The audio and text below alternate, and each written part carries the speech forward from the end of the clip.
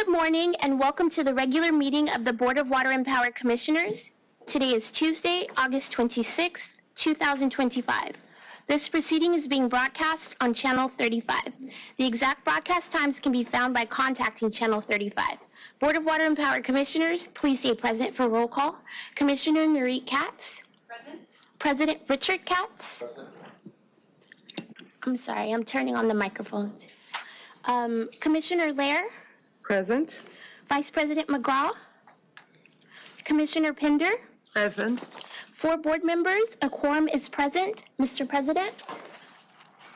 Thank you, Shantae, and welcome everybody to this meeting of the Board of Water and Power Board of Commissioners. Appreciate everyone being here today.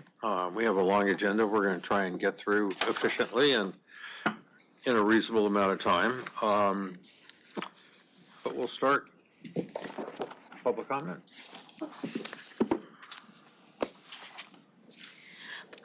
To the people providing public comment, when it is your turn to speak, please state which of the agenda items you'd like to speak to. You'll have 2 minutes per item, but no more than 5 minutes total. If you are speaking on a specific item, you must stay on topic. Otherwise, your time will be forfeited and it will revert to general public comment. We will now open public comment at this time. We have 2 public commenters. The first is Sam Williams.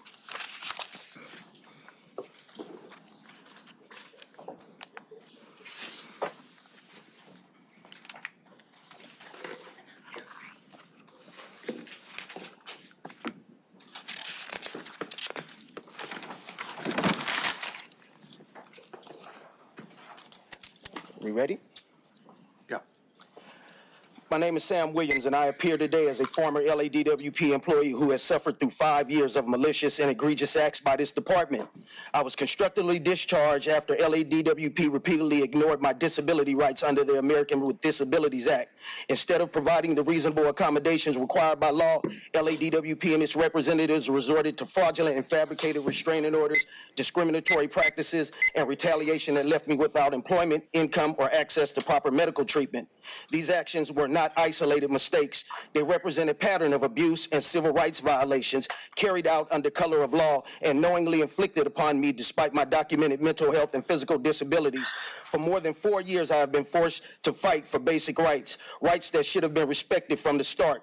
The Board of Commissioners is entrusted with oversight and accountability, yet during this time, LADWP's legal representatives and staff have engaged in conduct that has wasted course resources, escalated my suffering, and left me without the pension, wages, and dignity I earned through my service. I am here today to put this board on notice. These matters are now before the U.S. District Court.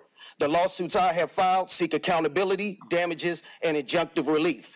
LADWP has an opportunity to stop compounding the harm and to correct these injustices before a federal judge orders you to do so. You are supposed to be leaders. Take responsibility, acknowledge the wrongs that have been committed, and to direct your legal counsel to resolve this matter in good faith, rather than continuing to defend misconduct that is both unlawful and inhumane. This is in honor of Christopher Dorner and long live Willie Woods, 2 black men that this city and its unions did not protect. Please don't make me come back to this motherfucking room again. Oh, crap. The next speaker is Greg Fleming.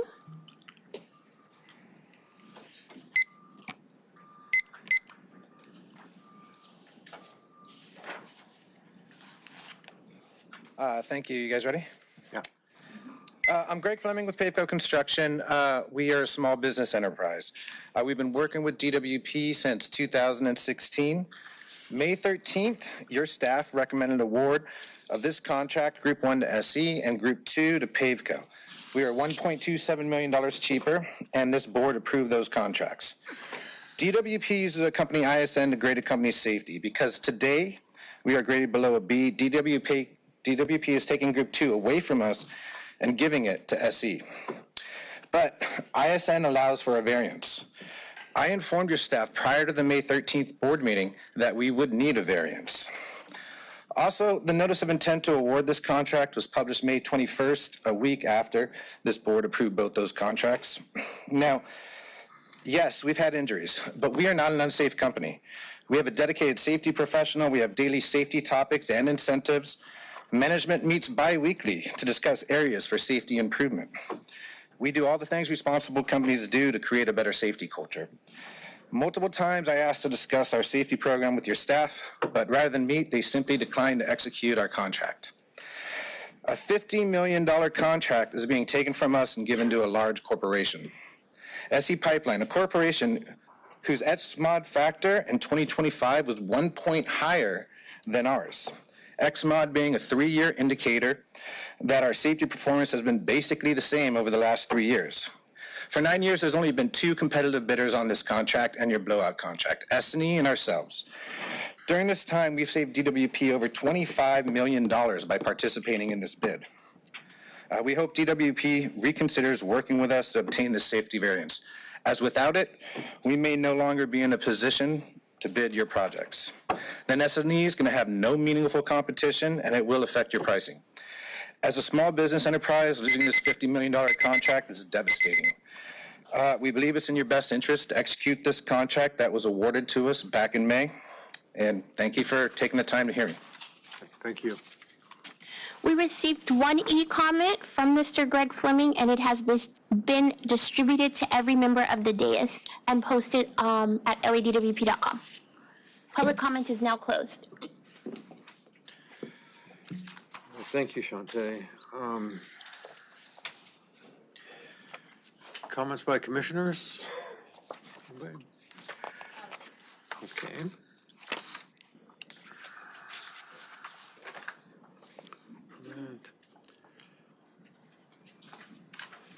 Ms. Jonas, you're up. Good morning, President KATZ, Commissioners. Let's start with Palisades Building, and I'll pass it over to Joe Romalo for an update on what we're doing. Good morning, Commissioners. I wanted to provide you an update on resumption of billing in Pacific Palisades.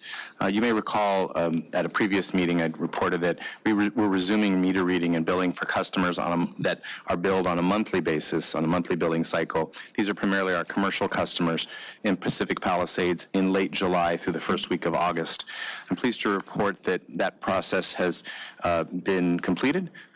They've all received their first bill after the fires, and we've had very minor issues, none really whatsoever, that rose to the level of needing to be addressed at a higher level. So things went very smoothly with our commercial customers in resumption of billing. They are a very small number, though, in the area. The vast majority of bills are on the residential side. And so I just wanted to share with you that we are beginning a resumption of meter reading after the cleaning of the meter boxes by our crews to address the hazmat issue that existed previously. All of that has been addressed. Today, meter reading starts for approximately the next 10 days on residential meters and for the second billing cycle for commercial customers. The bills will then start going out tomorrow through the next, approximately through the end of next week. And we have staff and information, staff briefed information available. We sent a letter out to every residential customer, just as we had our commercial customers, that went out on Friday, letting them know that we were resuming billing and what that included. And just in summary, since I know that this is of interest to the board, but also to the public who may be listening, those bills will include electric usage charges since the last meter reading date, which was approximately late December, January for nearly all customers. However, there will be a credit on the bill for one of the billing cycles because we are only allowed to bill back 3 bi-monthly billing cycles, so approximately 6 months. So there is a credit on the bill for one full electric billing cycle. There's no water charges since the fire and consequently no wastewater charges, and we've coordinated with LA Sanitation on that. In terms of solid resource fee, LA San had provided us with billing instructions last week, so they are going to, they've let us know they plan to waive all charges similar to water since the fire. That will appear as a credit on a future bill after our IT and our consultants are able to program it. So the solid resource fee will appear on the bill, but it will be credited in full. And just as a reminder, we've shut off collections for all customers through the end of the year in Pacific Palisades. Again, we've shared information via letter. We've been in communication with the council office as well as with our customers through other channels and relationships and such that we've built in Pacific Palisades to get information out. We'll be following up on that this week because it's in real time when people will start receiving those bills. And we have our staff ready to address any concerns or issues that may come up by residents in that area. We want to make this process as smooth as possible for them. There are always minor billing anomalies that occur, but our staff are ready to address those and to elevate them as well to our senior management and CSD and to myself if there are any that need attention. So please, if you have any questions, I'm happy to answer them. I do have a brief question. I'm glad to hear you're coordinating with the council office. Is there a good process to identify whether homes have been reoccupied? Because there are homes that are standing that had damage that people may still be living outside the Palisades. I don't know how the whole, mail process is working, but just want to confirm that you're kind of coordinating on that to ensure. Yes, in terms of mail delivery, many of the addresses there are receiving their mail at a post office box at a nearby post office since the fire. So those will, in large measure, go there. And just as a reminder, I didn't, at the beginning of my remarks, mention, as you know, we are not billing any charges for anyone whose home was fully destroyed. But if there's electric consumption because a family or an individual was living in the residence or perhaps temporarily occupied it or had construction work there, we'll know by the consumption on the meter read, on the electric meter. And so that'll be a true read for that. Minus that credit for one billing cycle. But we are aware that the post office is where many people are getting their mail, and so we've directed it to their residential address that we have on file, and it's being routed by the post office to those P.O. boxes, if that answers your question. I think so, yeah. Okay. Thank you, Joe. Sure. Okay. Thanks. Next update will be on Workday. We're going to our 5th payroll close this week. Our tickets continue to be approximately 30 a week, which is very minimal for over 12,000 employees. We are also launching a community of practice meetings starting on September 16 for an hour, where anybody can call in and ask questions on best practices on how to use the functionality of Workday. That's another change management aspect of the project. And then on the finance implementation, which is due to go live on next July, we're started the end-to-end testing, and it's progressing very well, and starting to plan for the dress rehearsal. So we have plenty of time to get ready for the finance implementation on next summer. We have a water sustainability event and the groundwater replenishment project in Tillman this Wednesday, right? Tomorrow. Yeah, August 27. And President KATZ will be there, NURIT and Anselmo will be attending. A lot of our NGOs, CBOs, State Water Board commissioners, elected officials from LA and other water agencies will be there. And it's really to highlight the progress that Southern California has made on securing more water resources locally. So we're looking forward to that. And then I'm going to pass it to Dave to give us an update on the heat wave response. Good morning. Thank you, Janice. So we did have a 5-day heat wave that hit us here in SoCal from August 20th to the 24th. Downtown LA temperatures rose from about 85 degrees to 96, and the valley peaked out at around 110 degrees, so it was quite a significant heat wave. On Friday, August 22nd, we hit our highest load of the year, and it was 5,177 megawatts. So that's quite a high load for us, but the system held up really nicely. We're very happy. Total through the heat storm from the 20th to the 24th, we had about 30,000 customers affected by it, and it's just the way that our system counts.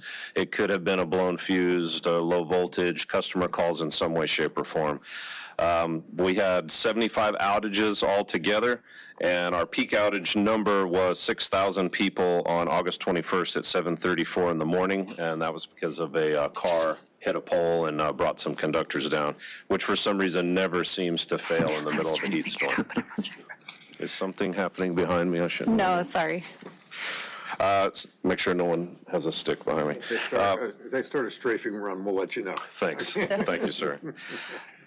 So we had 2 different circuits were taken down by the pole strike, and then we had some balloon outages. But all in all, the heat storm was low hit to us. We had crews on standby, and it was very well managed, good response, and we actually got some great feedback from the customers as well, thanking us for timely pole replacement on the one car hit pole. So we're very happy with how the crews performed, and we made it through without having to activate the DSC.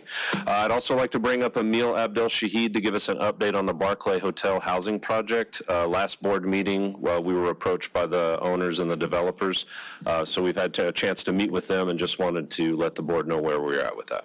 Thank you. Emil?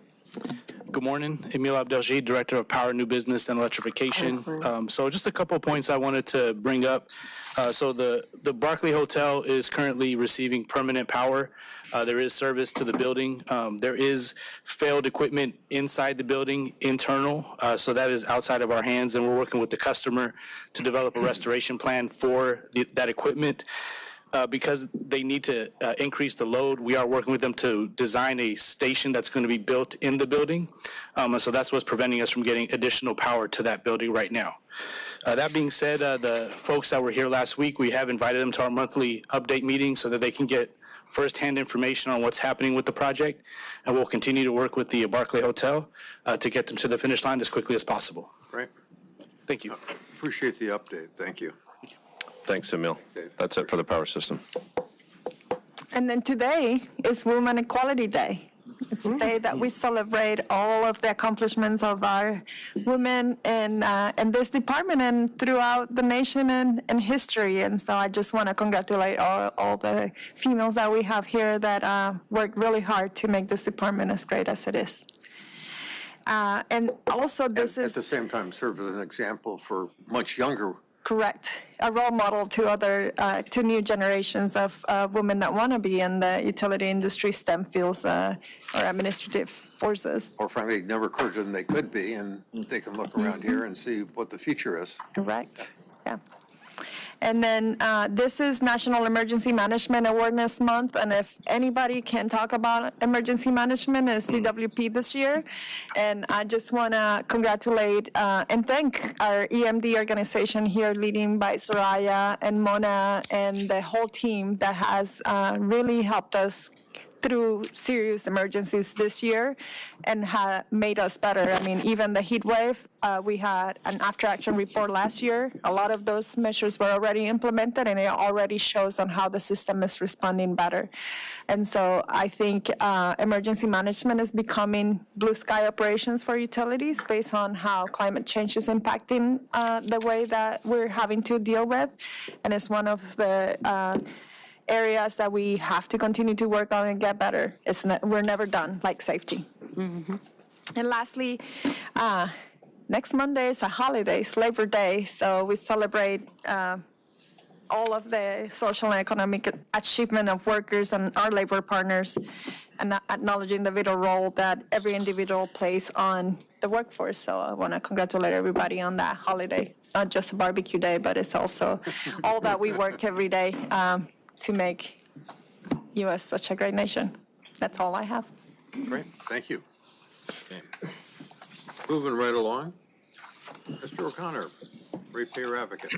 Yes, good morning. The ratepayer advocate provided comments on 5 agenda items for today's discussion. We will hold comments on specific agenda items until they come up before the board.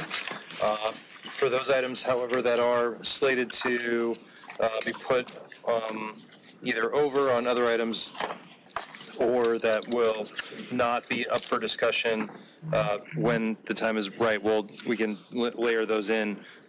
I do want to call attention to the 2 biggest items on the board today, in my mind, which is items 7 and 8. And we're moving towards an authorization of the utility to go to the debt markets for, or to the bond markets for, roughly $9 billion of power and water system revenue bonds. And when we think about what the utility is right now and its position going forward, the financial services organization that's been so gracious in its time and providing the insight and information into the substantiation of each of these bond issuances, and as well as the underlying expenditures, and how to balance, bond revenue versus ratepayer funds. What we see is, of course, a utility that is one in a constant state of transition, but that also is making up for a lot of years of needed investments that in some cases were not made, but that need to be made now, and that need to position the utility for success in the future to maintain the delivery of the mission, the safe, reliable, affordable, and clean, utility service for the ratepayers. Unfortunately, of course, you see, the utilities already probably the most indebted of all the public utilities in the U.S. with the highest amount of debt compared to any other municipal utility. We're looking at that going up, and we have significant investments that need to be made beyond just what's being proposed today. So we need a robust conversation on how to manage that through rate reform, through looking at the ways that we raise money and the way that we prioritize the types of activities that the utility engages in. Last board meeting where we heard about the power system priorities was a great place to start, understanding, what's on the list for this coming year, and we had a robust conversation on what's on the list for the next, 3 to 5 years. And I think that today's approval, if it so goes forward, of additional bond proceeds really just shines a bright spotlight on the need to continue that process, to understand, how over the course of the next, 3 years, ratepayers can understand, where this type of money is going to be spent, have the kind of transparency and assurance that it's aligned with the types of reliability, the flexibility, the transition issues that the utility is facing, because it's only going to get more complex as we go forward. And I just want to, put a marker that the conversation we had at the last board meeting really has, some importance in it when we look at, expanding, the debt of the utility going forward. I'll save my comments on some of the other items regarding the workday expense, the asphalt, contracting, as well as, if it comes to it, the acquisition of utility clothing. Would respectfully request that there be some allowed conversation on each of those, but would be fine if there wasn't. Okay. Thank you. Let me just ask right now, when you use the expression robust conversation, as you know, when something is finally before us, the board, it is already funneled down from staff and from many, many people. So what structure do you even see that happening? Because obviously the commissioners, notwithstanding our great concern about these things and our, knowledge that is dropped on us like a bomb, but this robust conversation start far, far from here, even where you are not. So how do you see it formatting and taking its form? Yeah, Commissioner Pinder, we are looking at that specifically, and I think that one of the areas that OPA can help lean in there is to structure some affordability conversations for ratepayers in the city that are outside of what the utility forms and also outside what the city council forms, but bringing folks in to talk about, number one, the challenges that they are facing today as it relates to affordability of their utility service, and then two, how to have the structure of rates, affordability programs, and cost containment programs that are available to ratepayers, be broadened in a rate reform discussion. And so I think that conversation both needs to bring perspectives in that are presently sort of sitting on the sidelines, but also get a larger set of folks, to the table about how we can expand the types of affordability programs we have here in the city. Some of those are some low-hanging fruit, things like how to start addressing the underperformance of participation in Easy Save and Lifeline programs, for example, how to start collecting more that's currently in arrearages and in accounts receivables, and how to build out a bigger program for people to manage flexible load on their premises. So those are the kinds of conversations we think need to happen in the public as it relates to dealing with the issues of affordability that we're facing today. The other agenda items, I think that the conversation we're talking about is as laid out in the comments that we provided to the board. All right, but you didn't, you didn't see the public being that involved with the actual bond issues, do you? No, I think it's the underlying people's pay issue. grade. Yeah, I think it's the underlying issue of how much money we're raising and how we're spending it. Thank you. All right. Moving along.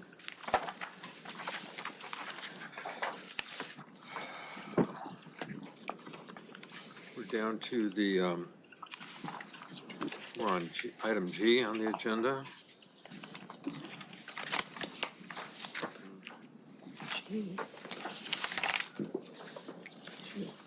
All right. Let's go through, actually, let's go through the items here, starting with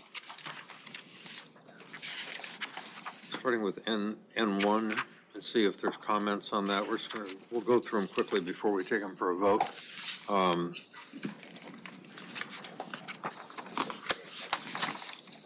Anybody have any comments on N1 that they want to bring up? N1 is the item, we're going to keep the rebuild headquarters in Topanga, and this is the extension of that agreement with Parks and Rec, I believe. What? I'm sorry. With the state of California. State of California, Yes. yeah. Well, it seems pretty perfunctory. I mean, we have to have the space, and it seems that that's the only entity that can give it to us, am I right?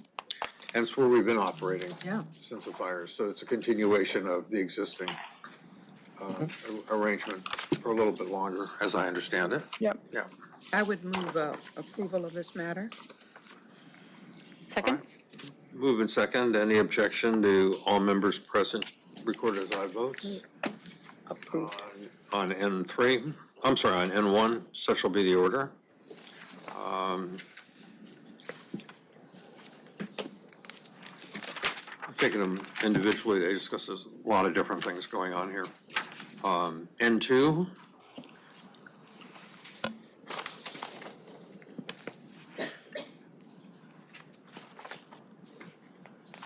Who's got N2? Anybody? What, is it possible to ask, design new, N2 is yeah, an agreement for Zero by Design construction program. so does that mean they're the architects, or there are other architects also participating? I can have David Jaco, our Executive Director of Distributed Energy Solutions, come forward and answer. Okay, thank you. It's always David? David? I saw David. David was here. Can we hold that item until to it. David's? Yeah. I feel we were going to call on him, so. Sorry. Yeah, it's okay. When David gets back, we'll take that. Apologies. N3, which is LAUSD. Again, I just want to know how that program is tracking the data. Are we getting out of it what we wanted to get? Are the young people working? I mean, there were a lot of data-driven questions in here. Yeah. We know who we're trying to hire, we know what we're trying to do, but what's the result? I mean, where are we? In a nutshell, not a long discussion. Thank you. Good morning, Commissioners, Executive Management. We are working on data tracking. We are actually confronting it on three fronts. So one is through LAUSD.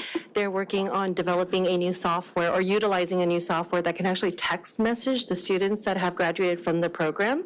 So we can figure out where they are they're going to college or not. The second is an application tracking process through the City of Los Angeles. We've been working with them for the past year, and actually one of our workforce development JLMs, to get reporting data on when applicants apply for a city job, how they heard about the job, and if they were a previous intern. So that's the second method. The data team there is actually quite busy, unfortunately working on layoffs at the moment, so they've actually delayed that process for us, but they have a programmer analyst that's dedicated to working on that project for us. The third is something we're doing internally now at all the in-person new employee orientations. So as of January of this year, new employee orientations are back in person, and so we actually have a presence there, and we are surveying all of the applicants or all of the new employees and asking them if they were an intern as well. So we're hoping to capture that information and track it that way. Well, obviously then there must have been a need since everybody is trying to respond to that, because it just seems wide open. It seems somewhat porous to me that things could be just dropping through.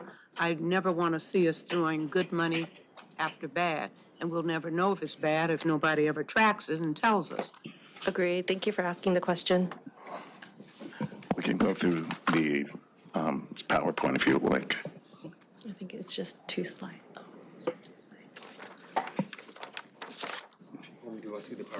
I don't need to. I mean, if anyone else cares. I'm okay. You okay? Thank you. I'm okay too. Yeah, Thank we you. can, feel free to email it to us for reference, but I think we're comfortable. Yeah, thank Yeah. you. How long has the program been around? It's an annual program, but we're asking for, it's a 3-year MOU with the option to extend for 2 additional years. But is this the first 3 years of the program, or is it in existence? It's actually a 34-year program, so it's been around for quite a while. Okay. When it works, they work very well. My question is it working very well? We believe so. And that's what you say the statistics Yeah, well, I can say that it does work because I'm a product of the program. This program was started way back 30 years ago, and I was a summer youth student worker, and I was exposed to what LADWP does. I had great mentors, obviously, and it encouraged me to be part of this organization. And I've came up to this organization, have rose to the director level, and I'm extremely appreciative of not only the program, but the management and LADWP team. So I'm very, very fortunate to be part of the program. Well, now, then you set me up to say, of course, we're very happy with you, blah, blah, blah. But if there were 20 that were with you at the time you went through, I want to know where the other 15 are. We do as well. And that is exactly where we are. And I appreciate you self-identifying. That is exactly where we are. Where are the other yous? And where are the female yous? And the short yous, the tall yous, and the fat ones, and the skinny ones. That is what we want to see. Okay? I could chime in as one of the fat ones. So one of our JLMs that we've had for many years has been the Workforce Development Committee, and that's the committee that Jennifer was referring to. So one of our action items for many years has been the demographics. We want to see where are we hitting the mark, where are we missing it, which programs are successful, and so I think we're finally gaining some headway with Tracy as the Chief People Officer, kind of negotiate and get this data from city personnel, so. Thank you. See what happens when you take yourself too seriously here. All right, thank you. That was very refreshing. And again, I thank you for self-identifying. And that's all we want. I mean, on paper, everything is good. You know, we want to know what happened to the people. And we don't want anyone falling through the cracks because we love the success story. Absolutely. I just want to echo the thanks for sharing your story. You know, I think it is really inspiring and special that you've come full circle and are able to contribute to now the next generation who are going to come through this program. So thank you for your service. Commissioner Pinder, I'll just add that Brianna just took a recent job to actually manage all external programs and trying to figure out how to best optimize all the programs that we have in the area because it ties to our equity goals as well. Thank you. So The one area, though, that I've been asking about for a while that I'm concerned we're not hitting enough yet is foster kids. How are we doing at integrating foster kids into our programs? We actually met with LAUSD last year, and they said the information for foster youth is actually quite confidential because the status is kept only with their school counselors. So we're working with the counselors to actually outreach and advertise for the program. And our goals in working with Brianna in his new role is to actually try to reach the foster youth after they've aged out of the system. So we're working on different type of pipelines and internship opportunities.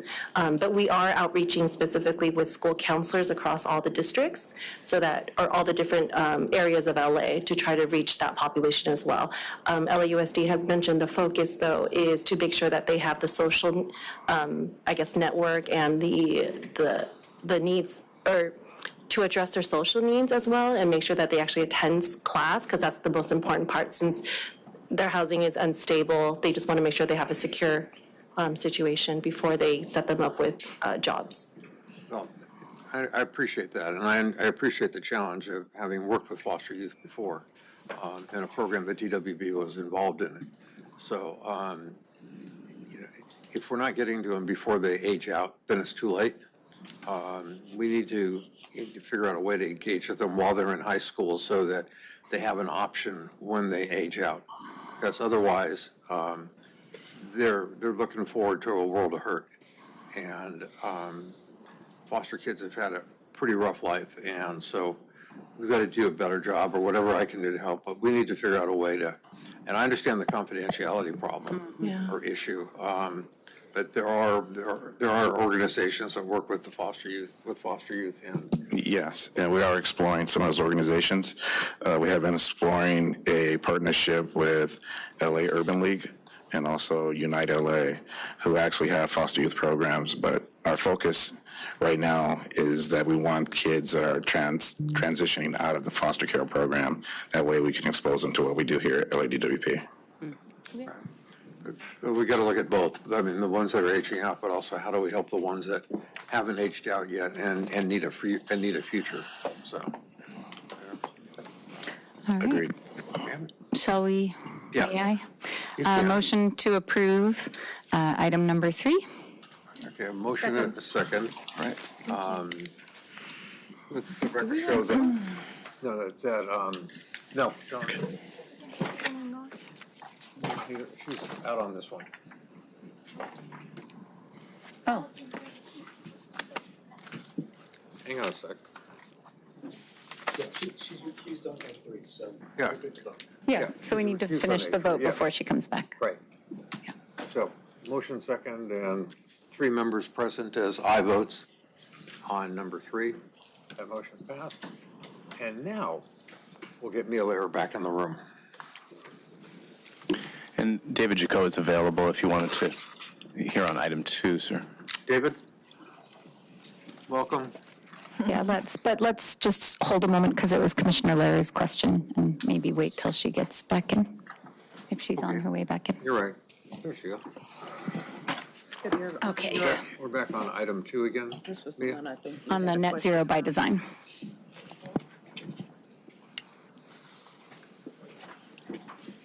So David, the clarifying question was just the role of the architecture firm in the program. Oh, sure. Good morning, everyone. Good morning, Commissioners, President.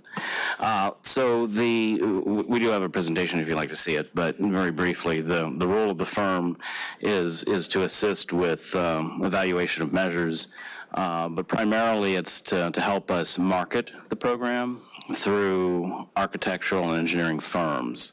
So because it's new construction, the way we reach program participants most effectively, and we've had the program for over 10 years, is really to work with the architectural engineering community. They're the design community. So they have very early involvement and influence on these new construction projects. They're involved long before construction firm is involved long before permits are being pulled. And that's precisely the time you want to get involved with new construction projects to fully impact the design of the building to be the most energy efficient and lowest carbon possible. So that's where having a firm like Okapi comes in, because they have deep-seated connections in the architectural community. So there must have been a selection process? I'm sorry? There must have been a process of selection? Yes, we went through a competitive RFP. Okay. Thank you for the clarification. All right. A lot of people would like to do that work, and some of you have been involved with the architectural community, and there's a lot of very enthusiastic sort of architects who like to participate in that. It's a relatively small contract, you know, at 2.5 million across 5 years. It's not a huge contract. And as you noted, this is a contract to engage the community, who then many different firms will be participating in the projects that receive the incentives. Correct. Okay. Motion to approve item 2? Okay, motion second. Second. Okay, all members present. 4-0 on item 2. Okay, and we did item 3. Thank you. Thank you very much. Thank you, David. Thank you. All right. Item 4.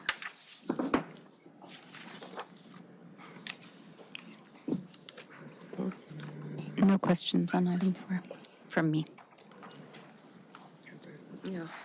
And a motion and a second then to move item 4 ahead. Motion to approve. Without Second. objection. That measure move. Second. That motion and second on a 4-0 vote. Item 5. This is why we normally do this as a block, but item 5. Exactly how does this work? I mean, is this a team of providers, or how many people are involved in this? If anyone knows. Anybody? I'm sorry. Hi. Hi, Dan Asherman here with Jeanette Mayoramo to answer the question. And I believe I understood it to be, how does this program work? Is it a team of providers? So Yes, I don't want a whole lengthy thing, but, I mean, it's a lot of money. Do we have doctors, nurses? How is it working? Do we have it off-site, on-site? What? Yes, Allied Managed Care is a utilization review provider. It is a law enacted in 2004 that says that only a medical physician can review and deny or modify medical treatment. So Allied Managed Care has a team of physicians, one under the guise of a medical director, and they also have a team of nurse case managers. So this is utilization review for the review of medical treatment, and nurse case management for triage of injuries, and also for directing and assisting with medical treatment requests. Now, so think of an umbrella. So is this one group, or is this is it being controlled by one group, or are there multiple groups that are participating, or is it one doctor who has this organization? What's going on? It is one medical director, and it is one vendor. Yes, Allied Managed Care. One vendor. Yes.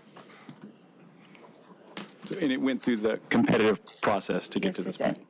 All right, that's fine. Thank you.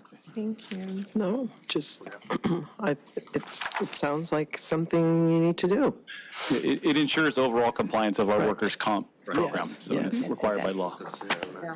Of course, we have to have that. Yeah. Yes, we do. And is it headquartered at one place, or can our workers have access no matter where they are, no matter how remote they may be? No matter where they are. Yes, it is. They are headquartered in Sacramento, but they do have nurse case managers, whether it be telephonic or field case managers, wherever the injured worker may be. Even if they move out of state, we still manage their care, their future medical care. Okay, thank you. Thank you. Thank you. Thank you. Appreciate it. Okay, motion to approve item 5? Yes. Motion second. Second. Okay. All members present, 4 aye votes for item 5. Yep. Item 6. Item 6 and item 7 are the bond resolutions to issue new money bonds for the Power Fund and the Water Fund. This is for a 3-year period. This is an initial resolution, which will also need to be approved by the City Council. And after these resolutions are processed, then we will come back to the board with a resolution to actually issue bonds with the estimated dollar amount, the underwriters, the terms and conditions. Got it. Thank you, and thank you to our OPA for recommendations and comments on this item. I don't have any further questions. Need move to approve. Okay. Yes. Motion and a second on the bonds. Second. 2 bond issues on 6 and Second. 7. Without objection, 4 aye votes. The measure passes. I think Number 7. 7 was the water bonds. I'm sorry, we did that. Yeah, number 8. Yeah, item 8 and 9 are authorizations to reimburse, and basically this is for capital work that the department does under the Water and Power Revenue Funds where we don't have the bonds issued yet. Under IRS rules, we have to declare our intent to reimburse the Water Fund and Power Fund. So these are our intent to reimburse for capital work we're doing now. When the bonds are issued, we'll draw money from those construction funds and replenish the Water and Power Funds. Got it. Any questions? Nope. No. Okay, Tim. Okay, so this is 8 and 9? 8 and 9. Motion to approve items 8 and 9? Second. And second, without objection, 4 ayes. Those motions pass. Which brings us to item 10. Workday, Part 2. I think Andrew is here to discuss Workday.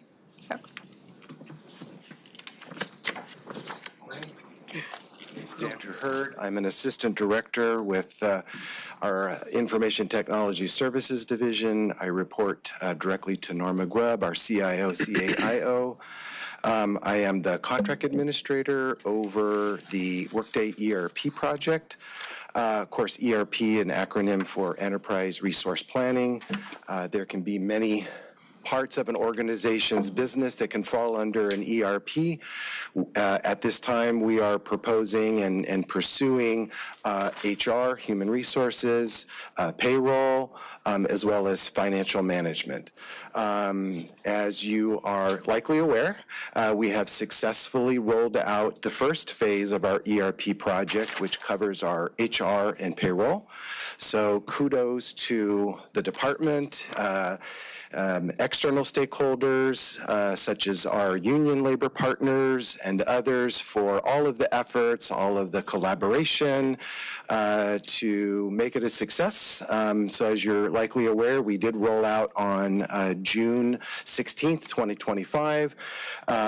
As Janice reported in her report, we are now about to close our 5th pay period, and I think overall it's been a huge success. So just want to take a moment to kind of celebrate that great milestone. The reason that we're here today is because we're now ready to move on to the second phase of the ERP project, which is the financial management phase.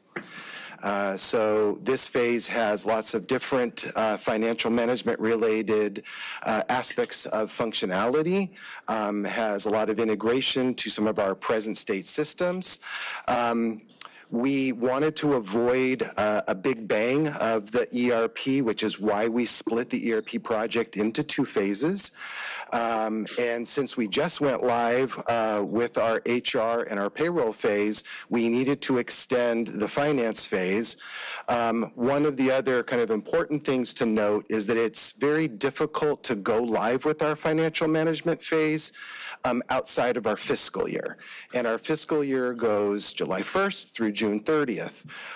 So as we looked at the calendar, obviously the next July 1st is July 1st of 2026. And that actually was a great date for us, knowing what we had ahead of us. As Janice also reported, we have been working on the financial management phase this whole time. It's not that all of our focus was on HR and payroll. No, we've been actually having dual teams working on both projects at the same time. But as Janice reported, we have been working on the financial management phase, and we're now in the end-to-end testing. So we're beginning to test the financial management phase with the other present state systems. But what we didn't address during the extension of the HR and payroll phase was what it would mean financially for the financial management phase. And that's why we're here. We're here to address the fact that we need to extend the financial management phase by a year. So we are going to need the funds as well as the time. Now, the time is where there's a little bit of an issue, because the current agreement expires on April 11th, 2026. And as I just mentioned, we want to extend the financial management phase to go live on July 1st of 2026, obviously after it expires. So obviously we're going to need to seek city council approval. Unfortunately, the amount of time it takes to prepare all of the artifacts to get that approval we didn't have sufficient time to go through that whole process while we kept an army of internal and external stakeholders engaged in the financial management phase. So that's why we decided, I know it's not ideal, but we decided to break it into two requests before the board. This first one is to provide us the additional funds under the existing term so that we can keep the financial management phase going through the current expiration of the agreement. And in parallel with that, we are preparing the artifacts to go through the Executive Directive 4 process, and then we will come back to the board to ask for the remaining approval, which is a little bit more money to finish FIN, but the time to finish the FIN. And our current estimate is to come back before this board in December, and then seek City Council approval in the first quarter of 2026 to be able to then extend beyond the April 11th, 2026 deadline. So this is part one of a two-part request to extend our financial planning phase of ERP. Got it. Thank you. There were some comments provided from OPA. Tim, did you want to ask any questions, or was this more for the board and we can? Yeah, no, thank you.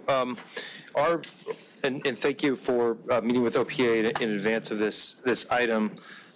Just to understand with a little bit of clarity, the extension or the expansion of the contract here of the $26 million, this is to complete project scope that was in the initial contract, but for which the contract is running over budget. Is that correct?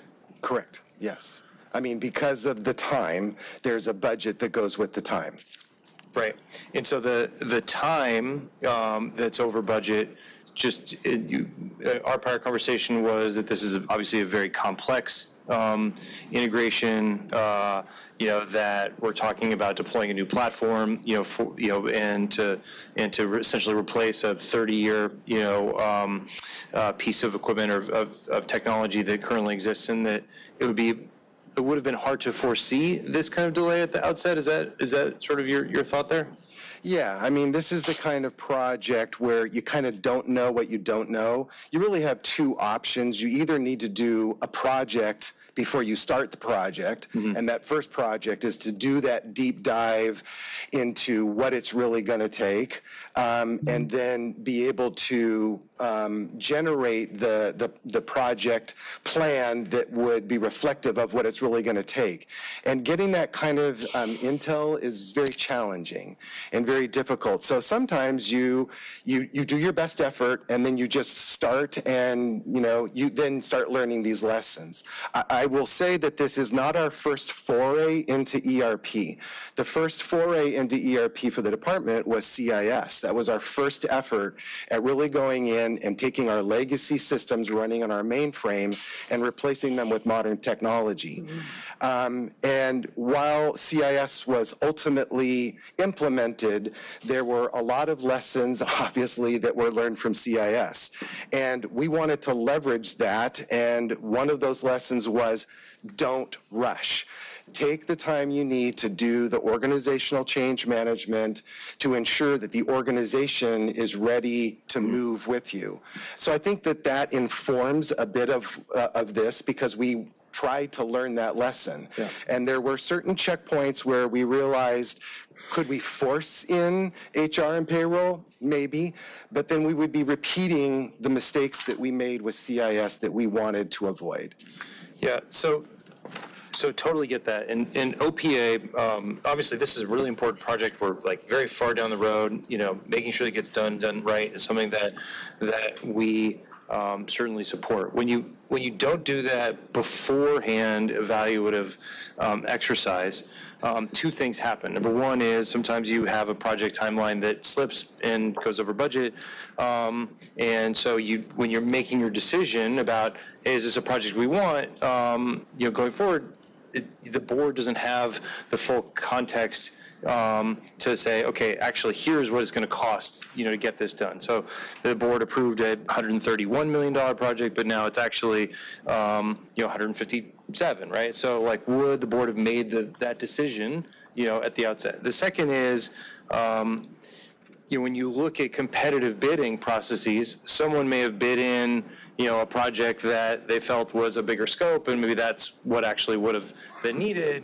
Maybe Workday came in, under, and so you give the contract to the underbidder, but, in the end, it turns out you're actually spending more in the long run. So the comments of OPA, were not about, rescinding or delaying this approval, because of course what you've talked about is you need this project, but to think about what could have been done, to have prevented, this situation from materializing, from being 20% over budget, over a year delayed, having in 3 months, another, $26 million coming before the city council and board to augment it even further. Maybe that should have been part of the original, scope. And so, if we were to have had a situation where a piece of infrastructure, blew up and caused, $52 million worth of damage, we would request an after-action report. We would request a review of what went wrong and what lessons could be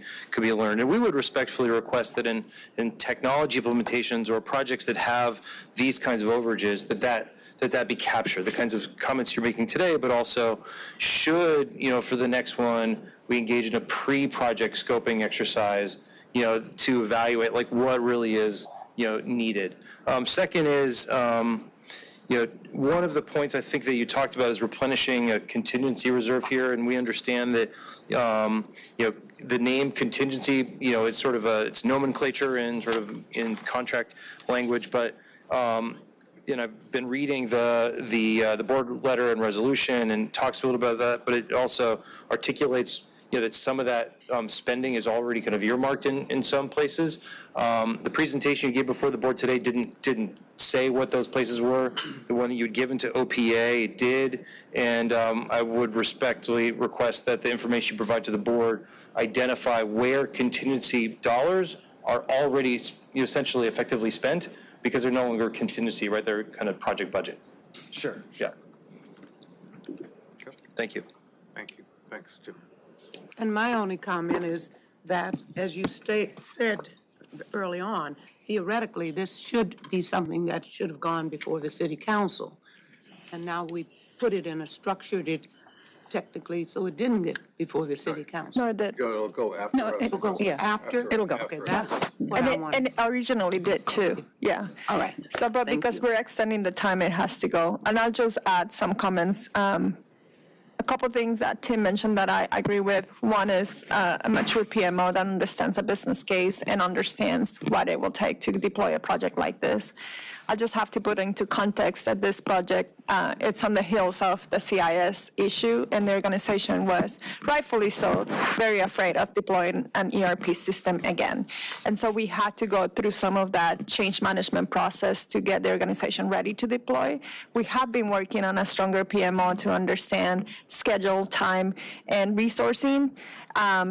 Last time that we were on the board for Workday, we expressly said that we were going to use the contingency dollars to deploy the HRMS, and that we were coming in the future to increase the dollars and the timing for the financial, the FSO component of Workday. So this is the first ask. The second ask is for timing. And I think the important part that Andrew mentioned here is because of the July 1st requirement that we need to wait until July 1st. But I think FSO is a lot faster and ready to deploy. Big lesson learned from Workday HRMS was the change management. It took 6 months to get the organization ready with full-blown resources, more than I've ever seen on an ERP project. But it was worth it for the organization to feel confident that they can deploy systems like this, and this won't be the first or the last. The business case development is something that we need to work on and really understand what do we gain from updating systems like this and how does that translate to efficiencies for our ratepayers. That part we still don't have in hand, but we're working with some of our consultants to develop a model for that. I would also assume, and it's always a mistake if I'm assuming anything about technology, but other than I'm not going to understand it. But part of the advantage going forward should be the lessons learned from Workday plus what we're doing here. And while we may run into a situation where it takes more time or more money to finish, it shouldn't be as much of a surprise, if you will, because we have the information and the experience of Workday now to rely on and give us an idea what the parameters are and what we're dealing. Yeah, and the team did conduct an after-action report for this. Note too that this project has been on the making over 4 years, and they have several project managers and several leaders as executive sponsors. And when you introduce that level of change at the key positions of a project, you introduce risk and you introduce waste, right? And so it's important that the organization develops teams that are stable to get long-term projects through the finish line, and that we don't have that level of change in that organization. Yeah. Yep. No, that makes a lot of sense. So, okay, this is number 10. Are we at 11? Are we voting? Yeah. We're on 10 or 11? 10. 10. On 10, yeah. Yeah. You're okay, 11, you're not. I'll make a motion to approve, and I didn't want to make a lot of additional comments, but I do want to second the comments from OPA about kind of after action and lessons learned. I look forward to hearing those. So motion to approve item 10. And I would second it. Okay, and all 4 of us as aye votes on item 10. That is passed. And we're now on item 11. And Ms. Pinder's going to take a walk. And on number 11. Okay. Anybody? No questions. Motion to approve item 11. On its way to the city council, just to be clear about that from here. Motion and a second by me. Second. 3 members present, aye votes on number 11. That has passed. Item 12. We're getting there, folks. Item 12 is up next. Motion to approve item 12. Welcome back. We have a motion and a second on item 12. Selma, anything this is your area? You guys are, nothing on item 12? Nothing. That's the agreement between LEDWP and WRD. WRD. Yeah, pretty routine. All right, a motion and a second on that. Second. Okay. Yeah. 4 aye votes for that. That moves forward.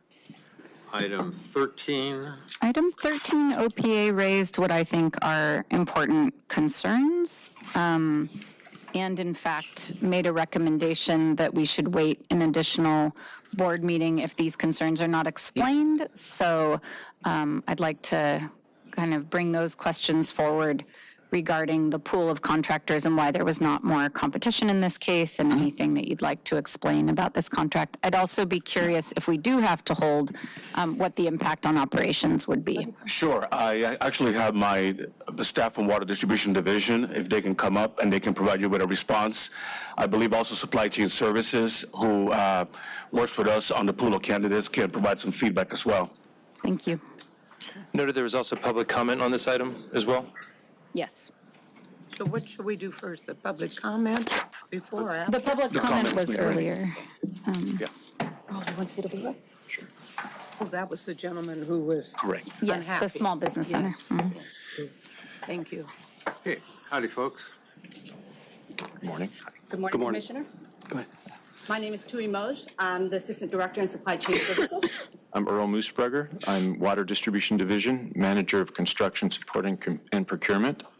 And John Cox, Director of Water Distribution Division. Great. We're here to answer any questions you have. All right, so Tim, do you want to ask the questions directly coming from OPA? Sure, thank you. And there's been a couple email communications back and forth that provide some additional clarity, understanding that this is also not a contract approval for the first time, but an amendment to switch vendors from one to another. I think our biggest question is, it's not about a particular one vendor or another, right? It's not a question of understanding or have any information about whether somebody was more safe than another, whether somebody was billing higher than another. But really, the observation that when you look at the high level of what this is, $160 or $182 million contract that only essentially had, two bidders. And that then when one falls out, it lands essentially with almost like a sole source operation, that is, I think not necessarily in the long run aligned with ratepayer interests and what best practices, might be. And so then the question is, like, how did we wind up in this spot? Is there something unique about fixing roads after trenching? Is there something unique about this industry? Or is there something broader about the question of the procurement processes of the utility, such that past efforts to streamline procurement or the kinds of things that go into trying to actually solicit bids is just not working. I understand, of course, street services does a lot of work as well, and so should this money be kept sort of in the city family, where there's actual infrastructure kind of to deploy this work, and so at a high level, it's really like, what's going on here? That's kind of like the main question. And is there something here that we should be thinking about proactively to add more competition, to add more opportunity to get responsive bids that can help to bring down overall price of this type of work? John, you want me to handle this one? Go ahead. Yeah. Yes, Mr. O'Connor. So the nature of the work that is performed on this contract is it's kind of a niche type of work. So I'll give an example. The typical asphalt company, they want to perform large projects where they pave the entire street, sidewalks, where there's a lot of work. The nature of this work is very, very different. So we have a mainline replacement program. We dig trenches in the street. Most of the time they're 2 feet wide. They can also take up half the street or the entire street, but more often it's 2 feet wide. And we also have multiple locations where we need somebody to follow us around at specific times and respond. Sometimes they have to be on site the next day. There are other cases where they have 7 to 21 days to pave the streets, and that's based on the risk to the public. The other factor is the scale of the services. So we're covering the entire metro area. And over our history, we have really thought about that question. And we've we used to have 3 contracts in one contract. It started out as one contract. So we had the metro area, and we had the valley area, and we also had a separate service for blowout pavement contracting, and that's when you have a very big pipe break of high magnitude. So we had all of those together, and that's a very large scale, and not that many contractors are able to do that. So we broke it down into metro, valley, and the blowout contract. So there's 3 contracts now, and that has increased competition. If we break it down any further, we've considered that in the past. We have found that it's going to be much more difficult to manage the individual contractors, and there could be operational and safety issues associated with that.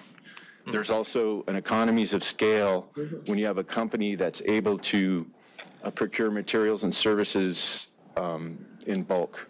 So it actually helps on that end as well. So there's a balance in between there. We feel that we are in a position where we've had enough years of experience where we've achieved the appropriate balance. Is SC Pipeline the contractor for either of those 2? Is SC Pipeline the contractor for either of those 2 contracts? Yeah. Yes. So in addition to them being the sole source on this one, you're saying they are? Oh, yeah, I'll explain. You're talking about the current contract? You said you broke this into 3 different into 3 different areas, right?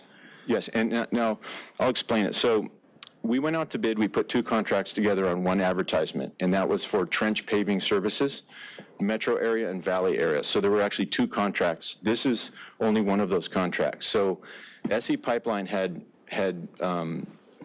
been awarded the metro area, and Pavco had been awarded the valley area. We have a separate blowout pavement contract that Pavco had for the previous 5 years, and now SE Pipeline recently was awarded that contract. So right now, if this is passed, they would have 3 contracts. But I would also like to tell you that Pavco, in the last 3 years, has held all 3 of those contracts, and one of them has extended back 5 years. So the nature of our history with these vendors is that it really goes back and forth a lot. So it's not something that we see as unusual.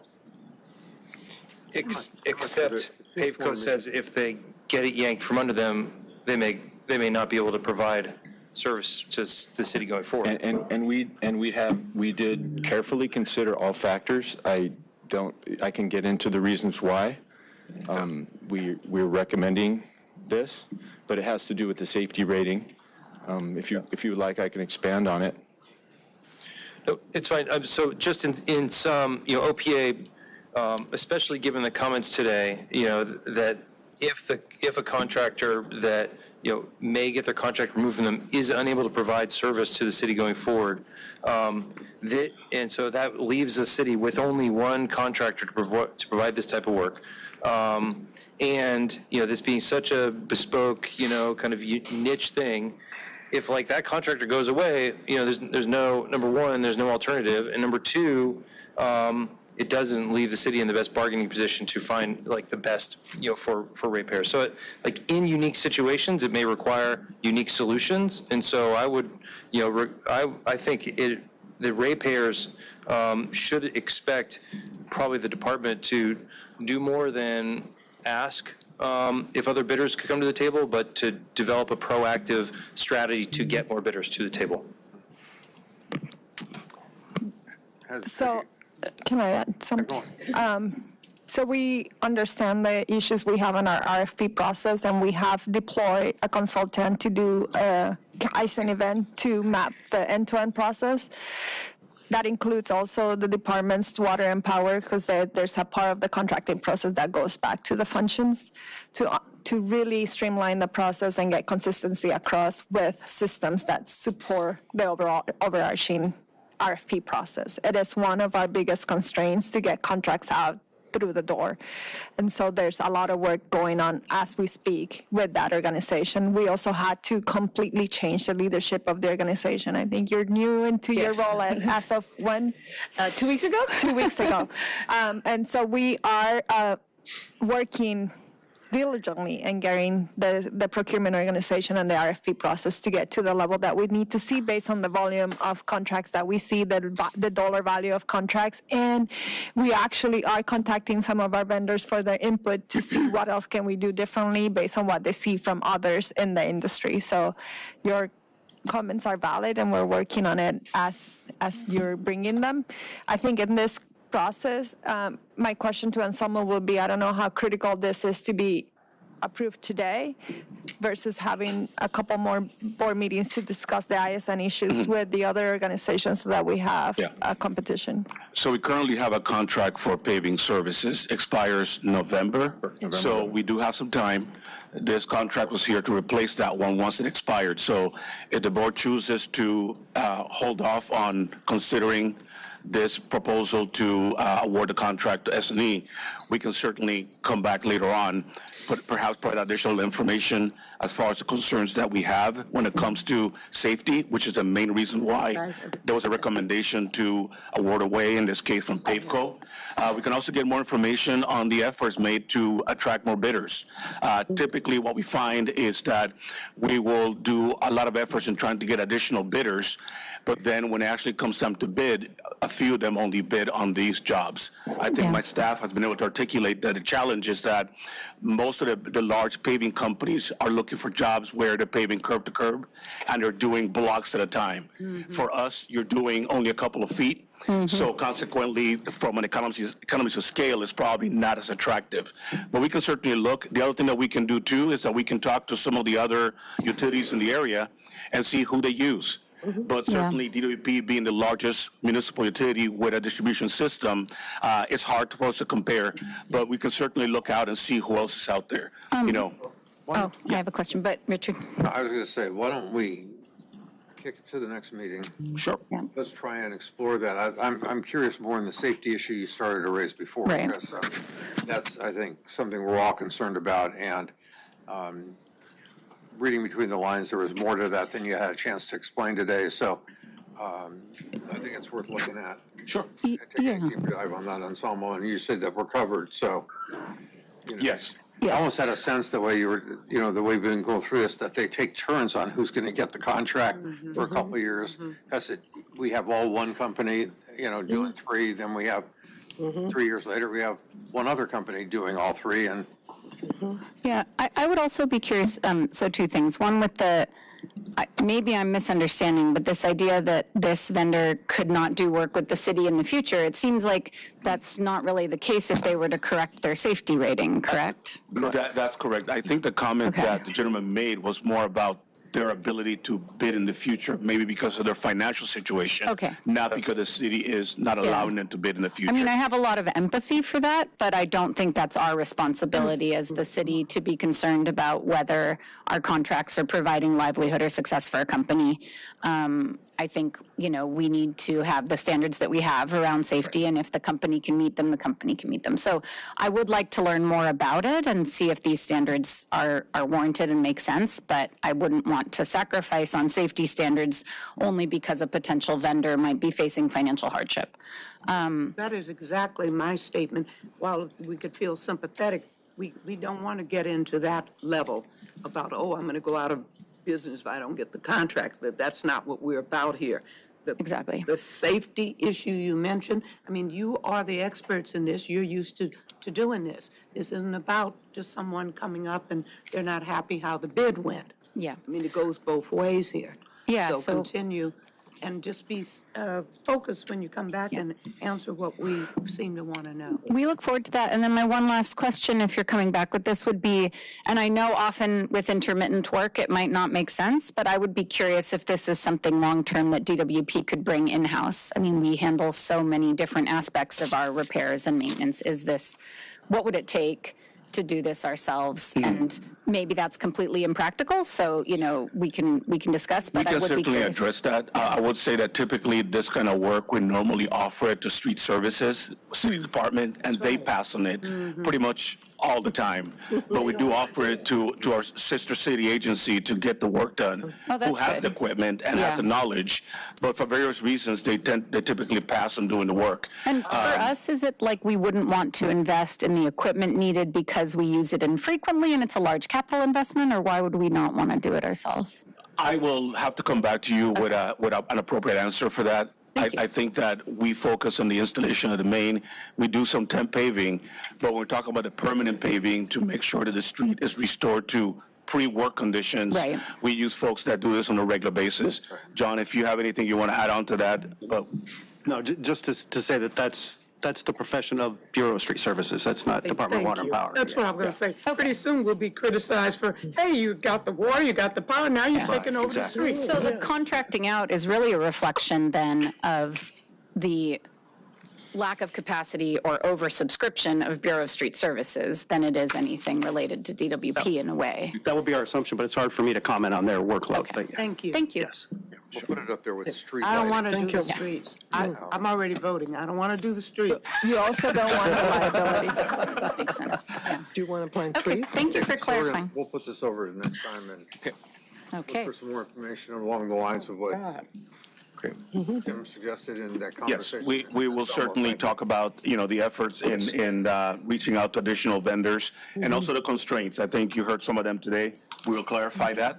And we also clarified whatever safety concerns there were so that you understand why we looked at it. And by the way, it wasn't done in a vacuum. This was done really in cooperation with our chief safety officer to make sure that, we're being consistent in how we apply our safety requirements for any contractor.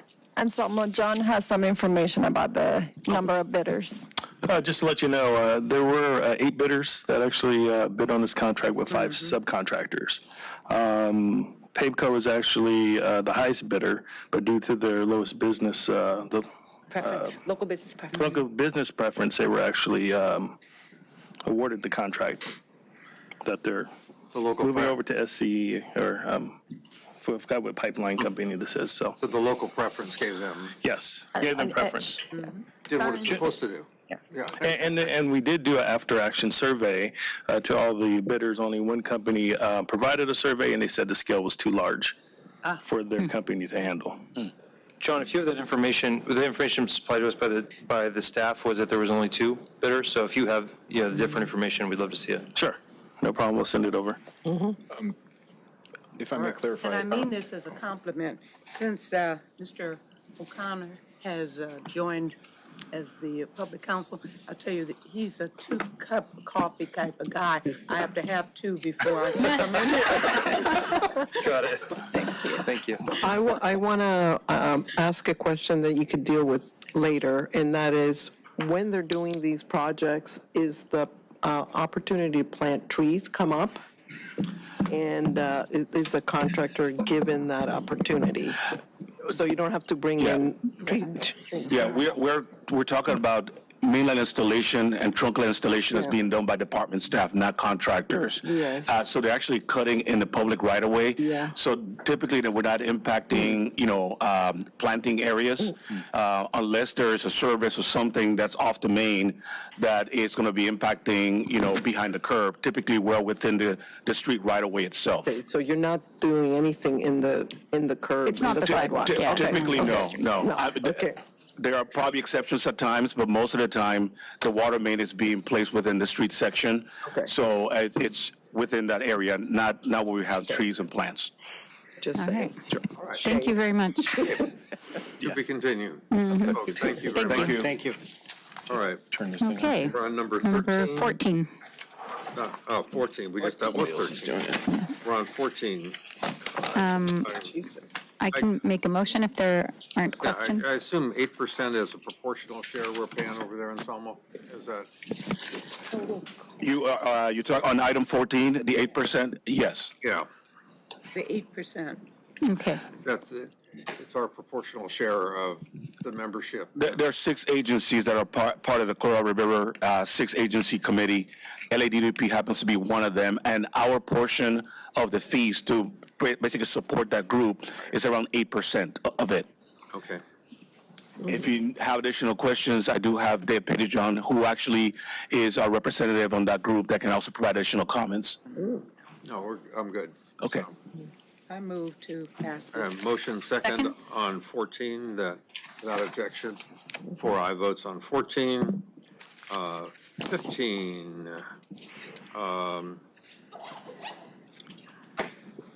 Who's got 15? Sure, let's have Anybody want 15? our Water Engineering and Technical Services Division. I don't know if it's Greg Reed, Steve Cole. Basically, once you gentlemen come in and have a seat, commissioners, what you're looking at here with item 15 is an MOU between the Department of Water and Power and the city. We have multiple departments in the city that are able to provide us with certain services. The original MOU was for 5 years and $40 million. What we're proposing is to add additional 5 years to this, to make it a 10-year MOU, and add additional $20 million, so it'll be $60 million. That way, if there's any services that we require, we LADWP, we could actually contract it in to city family to do the work for us. Like street services. Correct. Like street services and general services. We're actually adding street lighting to the contract, to this MOU as well. So this is a way for them to do services for us. If you have additional questions. If we have street lighting, do we get a credit for what they owe us? We're going to have a conversation about that, Commissioner. Different street lighting. Sorry? Different street lighting. We do temporary street lighting, they do permanent street lighting, so. But this is just what we were saying before as to the street, so it does make perfect sense. Yeah, it's a very useful tool for us to use. A lot of times, especially if the city is in need for additional work, it's a way for us to provide funding for them to do work that's beneficial to our ratepayers.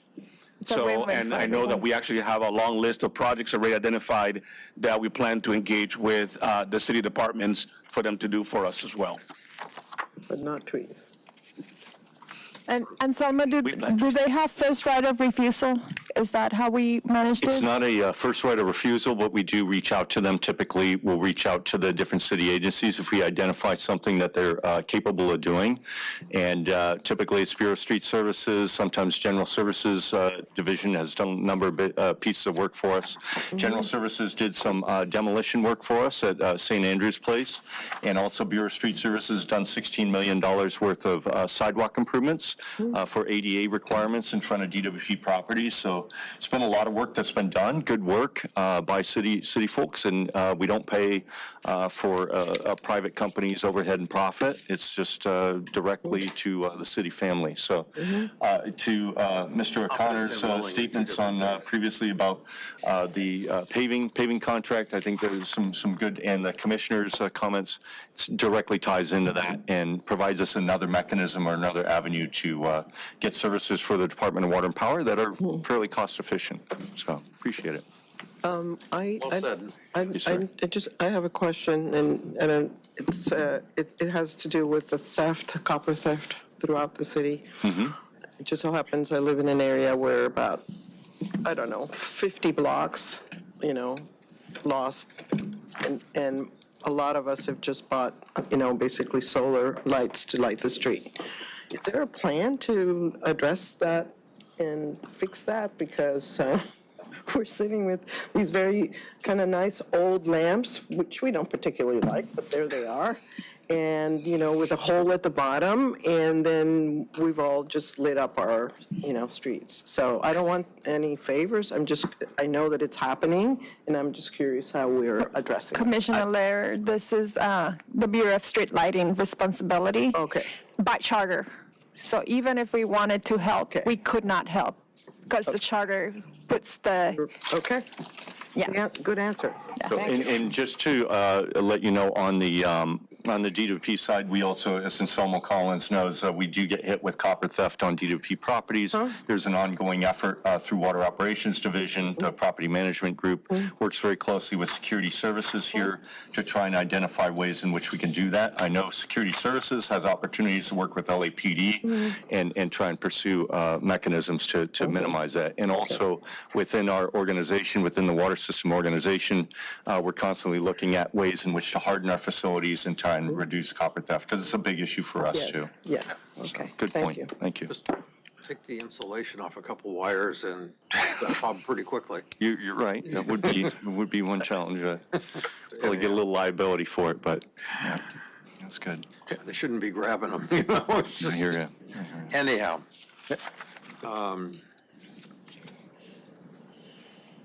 Okay. Okay. Any other questions, or should I make a motion? Yeah, please. Motion to approve item 15. Thank you. Motion second. 4 votes in favor of item 15. Item 16. Thank you so much for your support. Thank you. Thank you, gentlemen. guys.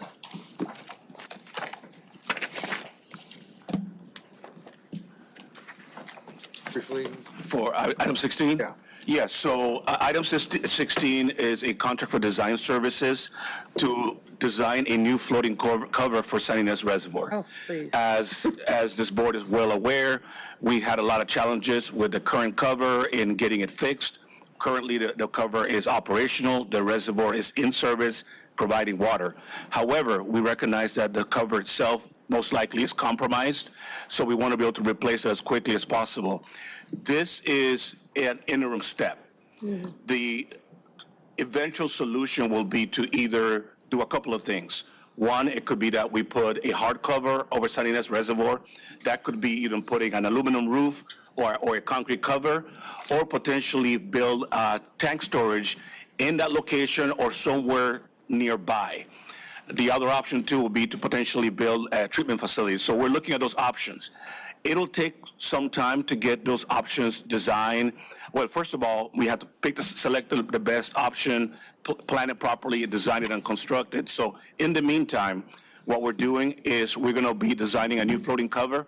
Our goal is to have that design done later this year, and by December, begin the process of being able to drain San Ynez and put a new cover and be completed by August of 2026. So we can have a brand new floating cover that will be protecting the water there. So this contract is only for the design portion. We will be coming to the board in the next few months, once the design is completed, to be able to get award of a contract for the installation of the new floating cover at San Ynez Reservoir. If we were to use San Ynez for firefighting only? No, San Ynez is a drinking water reservoir. I know it is right now. Oh, but you're asking if we did it? Yeah. Well, if you did that, that would mean then a couple of things. I'm assuming you were assuming that we would have the reservoir not covered. Right. So I would have a reservoir that's no longer considered potable, directly connected to a potable system. So you would have to have some kind of physical separation to ensure that you don't have any water that is considered non-potable leaking into your system. So this is similar to, for example, we have it in Encino, we have it with Lower Stone, we have it with Hollywood Reservoir. Those reservoirs are no longer part of our distribution system, but we keep them there. From an operational perspective, that means then that we are basically just sending water directly from our regulating station into the distribution system at all times. This is the way that we've been managing the distribution system since 2024. Ideally, having the storage there is great because it provides a supplemental source of water. So if we decided to not put San Ynez as a drinking water reservoir, my recommendation was strongly that we put some other storage facility somewhere in that area, because if we have an issue with the Westgate trunk line, then now we have an outage issue. So that would be what we need to look at. Okay. Well, thanks, Anselmo. Sure. So I move that we pass this resolution. Second? Second. Moving in second. Second. 4 aye votes for item 16. 16. Item 17, ARC-rated clothing. President, OPA has a comment on this item. Okay. The main comment is not about the acquisition of ARC-rated clothing. The comment is about what happens to the clothing that we buy at its end of life. In conversations with staff who spent a lot of time with us talking about how the clothing is matured over time, which probably is not what they were expecting when they put this item before the board, it became clear that there is no present practice other than letting workers who have old clothing just take that clothing home and doing with it what they want, clothing that's given to them for PPE, as PPE by the utility. And so our request is that the department examine if there's a different way or a better way, whether it be instituting take-back programs so that used PPE can be disposed of in a way that is environmentally mindful, or that there are potentially recycling and other opportunities to actually bring down the cost of materials acquisition by the department. We're aware that here in the U.S. there likely are not a lot of PPE producers that are involved in upcycling and in embedding recycled material into PPE generation. There are, however, some recycling companies, and in Europe there is an active effort to prevent these things from going into landfills and actually turning them into like waste to energy. And we would just request that if we're going to spend over $20 million, over the course of 3 years, that if we're naturally creating a system where the output of that is going to all be going into landfills, that we'd be thinking about of an alternative way to deal with end of life. Thank you. Appreciate that eye towards sustainability. I recognize this type of clothing or uniforms has probably special consideration due to, fire-related treatment to materials and things like that, but I would be certainly interested in the results of exploring end-of-life concerns and options. So thank you for raising that, OPA. Would you like a motion, or are there any other questions? No, I'm just pondering what my sense is that at so-called end of life, this clothing is fairly worn and consists of all sorts of nasty stuff at the same time. So, well, I think as Tim pointed out, it may not be possible to recycle into additional textiles, but there are other options like waste to energy, et cetera, and there may be ways to avoid landfill. So look forward to hearing about that. Yeah. So maybe we could talk a little bit about how the clothing used to be treated, but now it's inherent. Oh, yeah, I'd be interested in that. Is it like a nanotech kind of thing, or? So the fibers have inherent properties, and so they aren't treated before. They used to have certain chemicals that would have the FR treatment, and so that's what our items are now are no longer treated. Oh, interesting. Thank you. Appreciate that. Okay. Let's go sell them. Yeah. Well, I think the other aspect is the security. All our PPE is branded, right? Especially the shirts have our logo, so we would have to remove the logo before we send it to an external party because we don't want people impersonating our. Oh, certainly. Yeah. I mean, I think if we don't need to get into the details, but if it were a waste to energy facility, I think, and it is a novel idea. We haven't looked into it. So yeah. It'd be good to look into options. Yeah. Okay, motion second on that. Motion to approve item 17. Approve. Objection. Motion second. All four as aye votes. Okay. That completes that, and I believe that completes the agenda. Then we'll say the magic words that take us. Oh no, we have management presentations. Sorry. You wanted management presentation? No. What management presentations do we have today?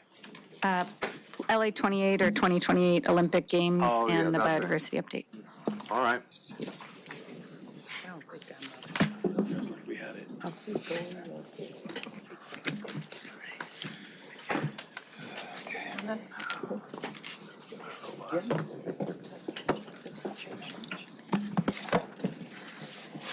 Good morning, commissioners. Hello. All right, well, since Commissioner Pinder is already on her second coffee, and I know we've had a long meeting, we will provide a brief update on the department's biodiversity program and just try to highlight some of the big findings. I'm here joined today by Catherine Rubin, our Director of Corporate Environmental Affairs, and Edna Chavez Acosta, our Environmental Specialist in Corporate Sustainability. I would mention that we're just going to focus on progress today and some recommendations for moving forward. But next month, we'll be submitting our formal report to the LA Sanitation and Environment Department, where we will outline specific goals for the fiscal year. And we look to incorporate your feedback and guidance as we finalize that report. Thank you. Okay, and so do we have our deck? Yes. Maybe.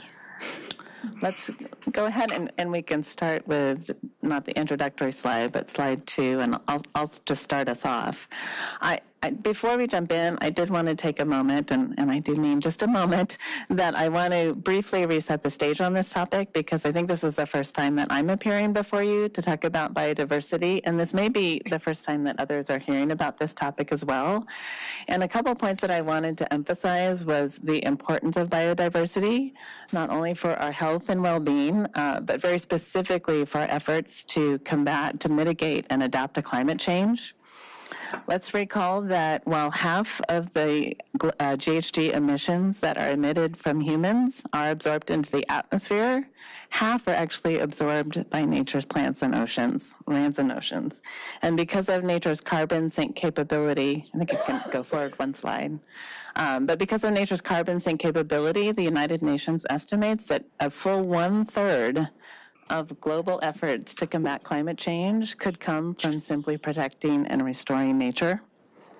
The ecosystem services that nature provides are also essential to climate adaptation. So be that through cleaning the air and pollinating the food that our trees and plants provide, or stabilizing climate patterns from groundwater, or the protection from extreme weather events that our wetlands or our coastal forests provide.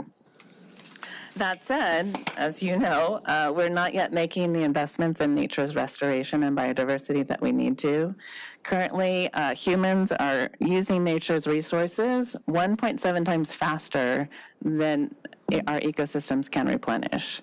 So said differently, we need 1.7 Earths to satisfy our consumption. And land use practices are now contributing to global warming. According to the World Economic Forum, loss of biodiversity is the second largest long-term global risk, second only to extreme weather events, which Denise said earlier is our blue sky reality going forward. Loss of biodiversity is really important for cities too. Los Angeles is considered a biodiversity hotspot, meaning that we are a region very rich in endemic biodiversity, but facing severe threats of loss to biodiversity.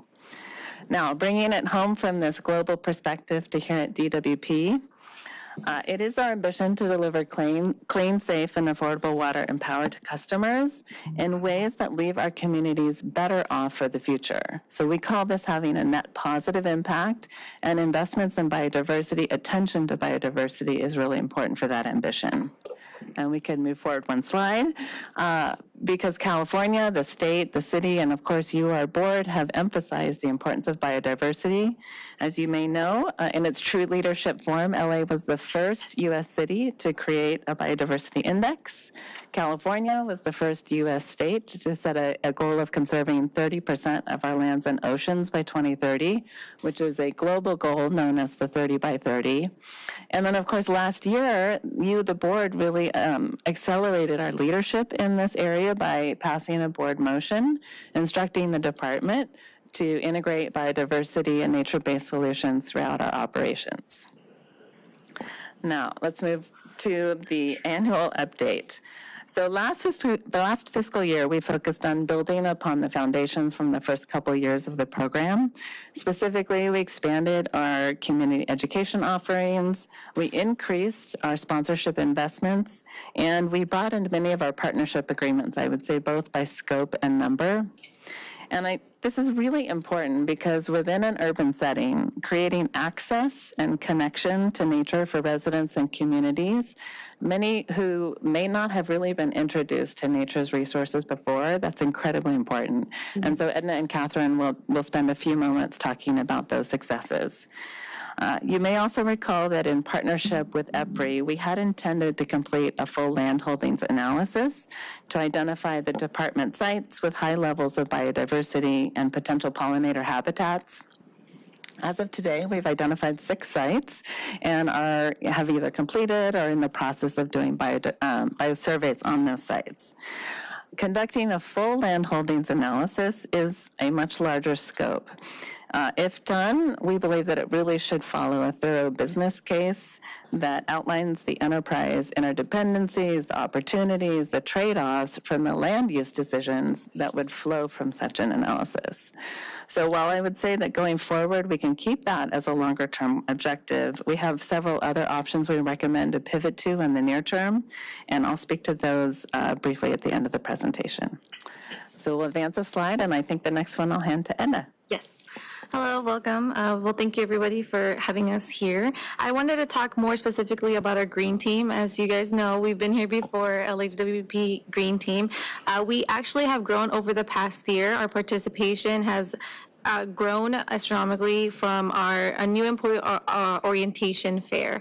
So now we have over 500 members, and we're working to continue to grow that to be able to have more people and be able to train them in biodiversity. So that's our main focus right now that we're looking at. We have also done a few events in person. The Hollywood Reservoir has been a big hot spot where we've focused on. We had a year-long event for biodiversity where we hosted a bio blitz from May 2024 to May 2025, and I did want to let everyone know that it was really great. We had over 500 observations and over 400 people participated from the public. We were able to identify over 200 species, and we're looking to look at those metrics a bit more to see what we could do in the future to kind of help with our biodiversity efforts and be more specific as to what kind of plants we bring in the different areas. I also wanted to talk about our LA Climate Week. We did host an event as well in the Hollywood Reservoir, and we were able to actually speak to a lot of the folks there that were just passing by, and they really enjoyed the pollinator garden that we put in. Even though it was a very small area, about 1,200 square feet, people were actually running in between and enjoying the different plants that we put in, and everybody loved the bee hotel.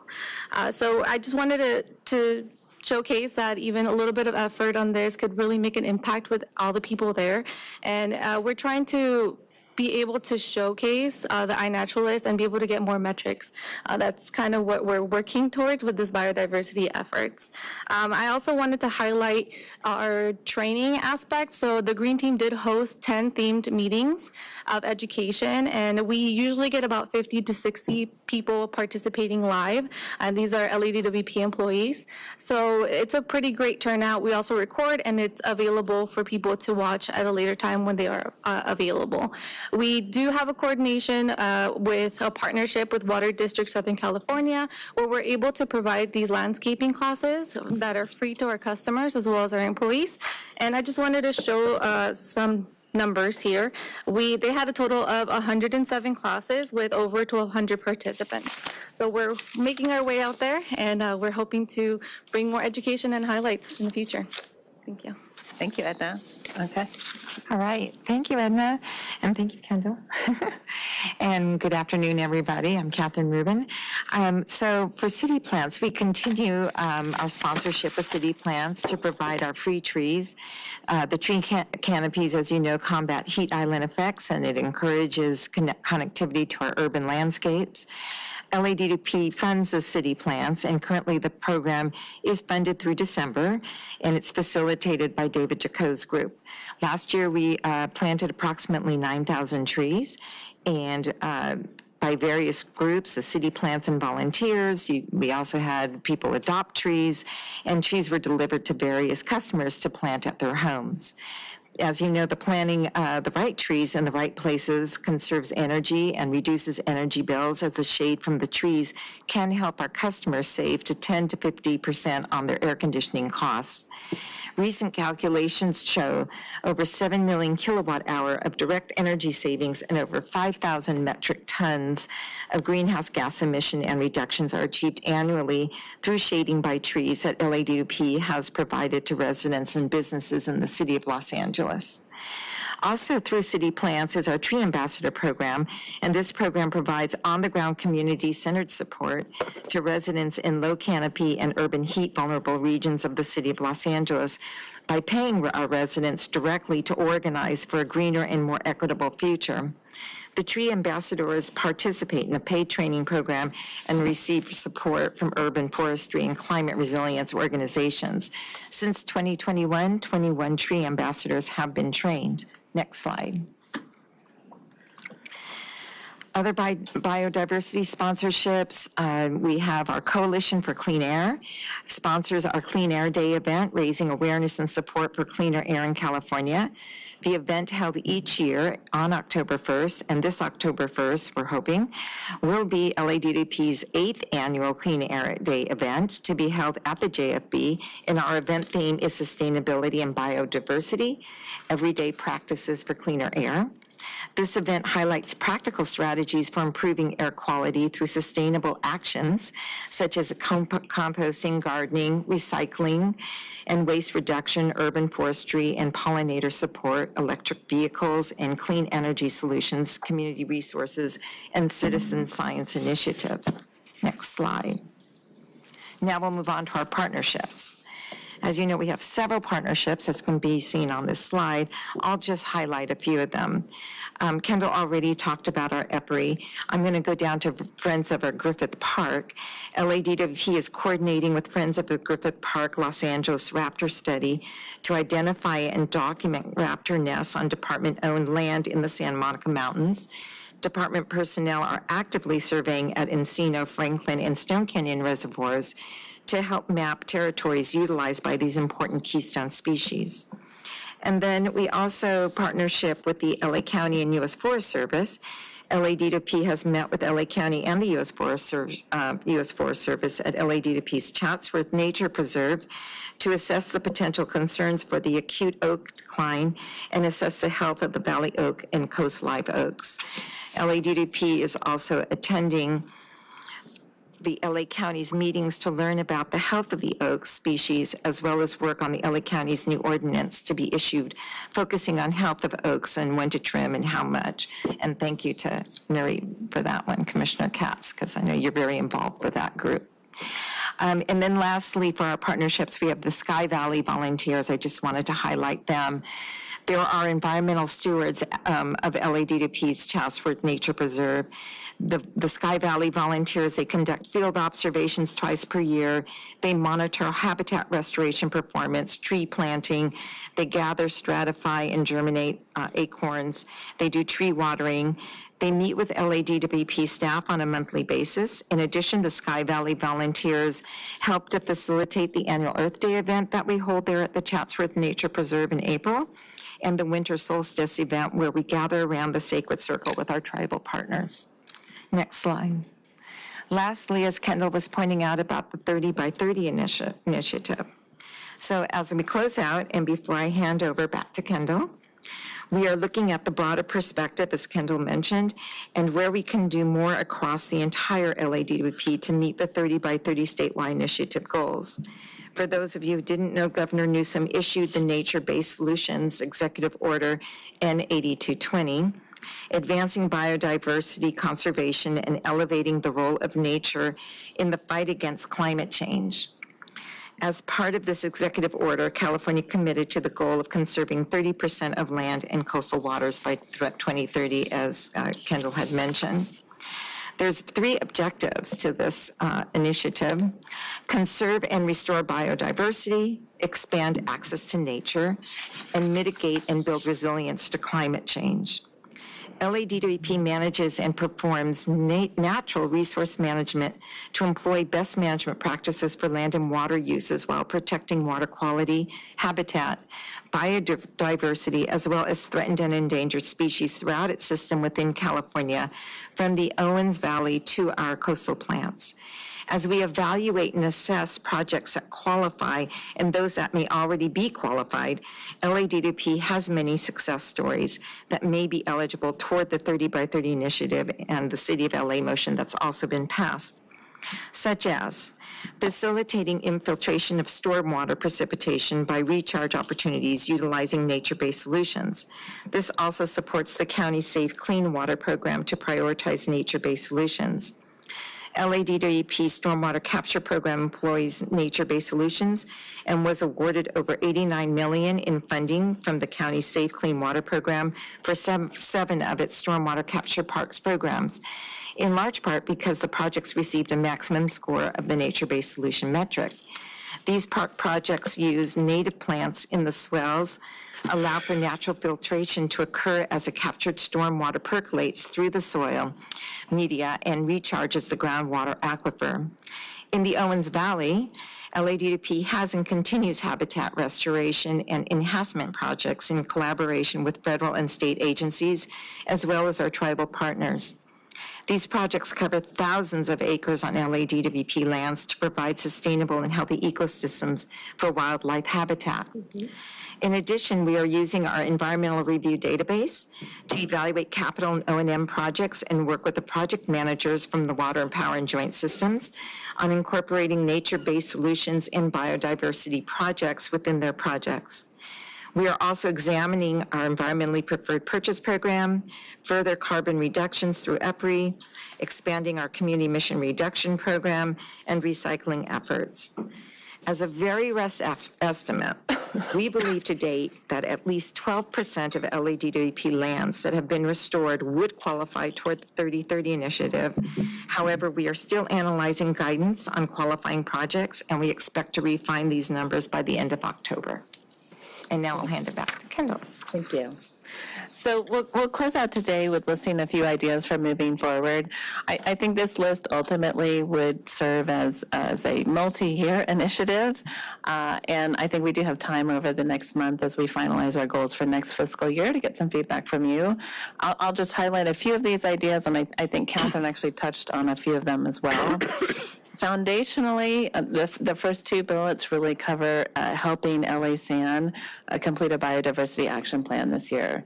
This has been a goal that the city has identified for several years, but insufficient resources really have been dedicated across municipal departments to make it happen. DWP, I think, could provide the leadership to get this across the finish line, including collecting some of the required data. The next two bullets that start with explore really represent a little bit of a tactical shift. And I mentioned this earlier about the EPRI land holdings analysis needing to be grounded really in an understanding of how land use decisions for biodiversity might affect department operations.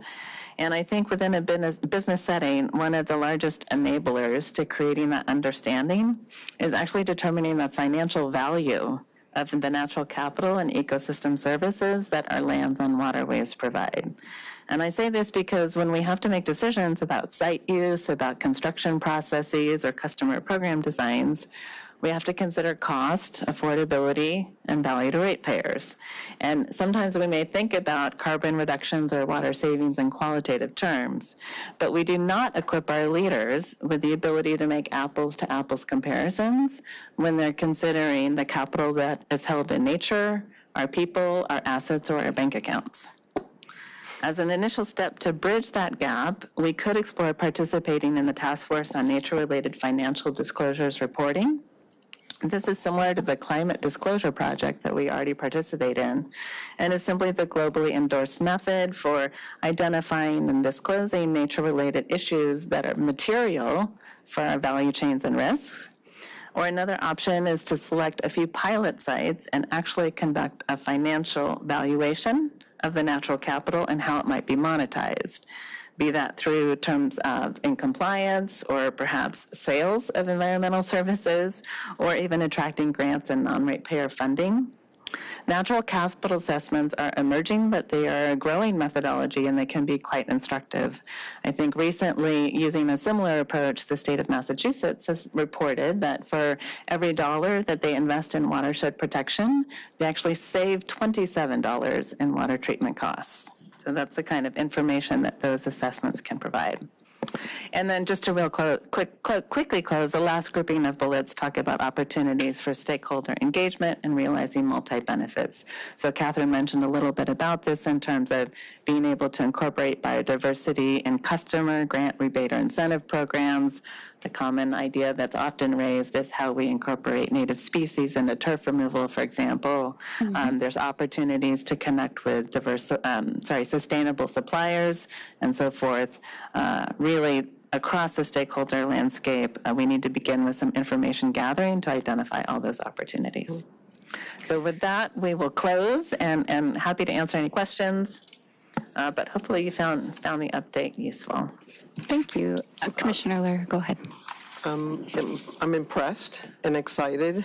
I believe in everything, and every objective you've described and the strategies to get there. And we all hope for California to look like a model in the world, how to do things right and to be relevant to our times. So, how to get that message out there is obviously a little challenging to everybody and make sure that we're getting it across communities that also really need this sort of the benefits that may not be as involved or have the time to get involved in this way. There is some challenging I don't even know who's coming up with zone. What is it? Is it zone 0 or the new? The defensible space requirements. Yeah, the defensible space requirement sort of effort that's, and program that's coming forward, which is really intense for everybody. Anything from within 5 feet of your home has to be chopped down, and it doesn't matter what it is, even an oak. So, we have to understand that better because it's getting traction. And I understand it's about fire protection, but we need to understand it better. And, it's really hard to imagine, what it means, again, until we sort of delve into it. So I'd look forward to having more conversations about that. Yeah, Absolutely. I think, so as you may be aware, Commissioner LEHRER and I both serve on a subcommittee for biodiversity. We'll be meeting soon with the whole various staff related to the turf program to talk about integrating biodiversity and native plants. And so I think that would be a good place to just talk about the defensible space. The rules she's referring to are from Board of Forestry. They're not yet finalized, but they would have an impact on many of our customers and relate to our incentive programs, both for shade trees and for turf. So it may be also that we need to shift some of the requirements in terms of hydration, because a lot of the evidence is that well-hydrated vegetation is particularly important right next to the home. So I've been looking into this a lot and can brief staff when we meet about the turf program. In general, I know we're a little tight on time today since it's been a long meeting, so I won't go too into depth, but I do want to say that Commissioner LEHRER and I look forward to the draft report for the city reporting and giving feedback and meeting about that. As I've shared with you all previously, and thank you very much for being here presenting, I have a role with the state on the Partnership Coordinating Committee for 30 by 30, and we were really glad to have Kendall represent LADWP at the Partnership Summit recently on a panel on urban biodiversity. This work that DWP is doing really is a leadership, position in many ways. And I have been approached by other utilities looking to learn. We recently connected some of your team with folks from SMUD, which is the Sacramento utility, to share best practices and learn from each other. So very proud of this work, glad to see a lot of this progress, and look forward to digging into the weeds. What I will say is that I'm particularly encouraged to see the more strategic approach. You know, in the board motion that we put forward, it really called for integration into existing plans and programs, whether it's the wildfire plan or, you know, SLTRP or various key strategic plans of the department, that this is really not intended to be a side, you know, program. And while, you know, the community engagement and education and outreach programs are really wonderful, and I hope to see those continue, I think the key as we move forward is to really see how is this integrating in all of our operations. And in that regard, I think we still have some work to do. So we look forward to working with you with some of the incentive programs, but also look forward to seeing trainings that are not only kind of voluntary you know, education programs, but also trainings that really address key biodiversity areas in operations, for example, avian protection within power lines and things like that. So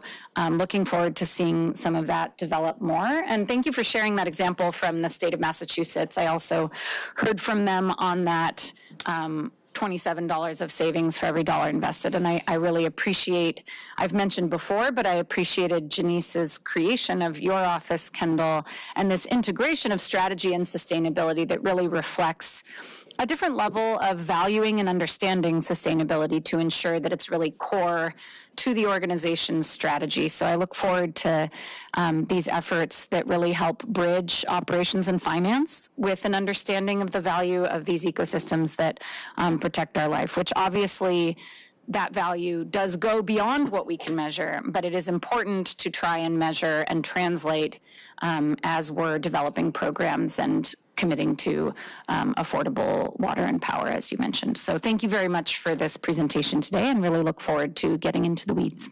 Great. Thank you, everybody. Thank you. Thank you. Thank you much. Thank you. Any other management reports we want to hear? I believe there's the LA 28 report as well that was on the agenda.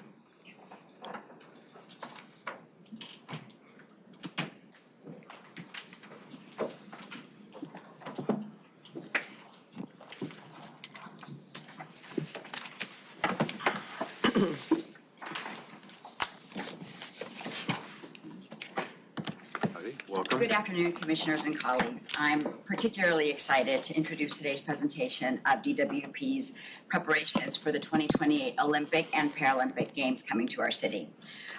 We are really just a short 3 years away. In fact, tomorrow marks the 3 years that we will be away from the closing ceremonies for the 2028 Paralympic Games, which will close out what will have been well over a month of the world's eyes on our city of Los Angeles, and the coming together to celebrate how sports brings all cultures and people together.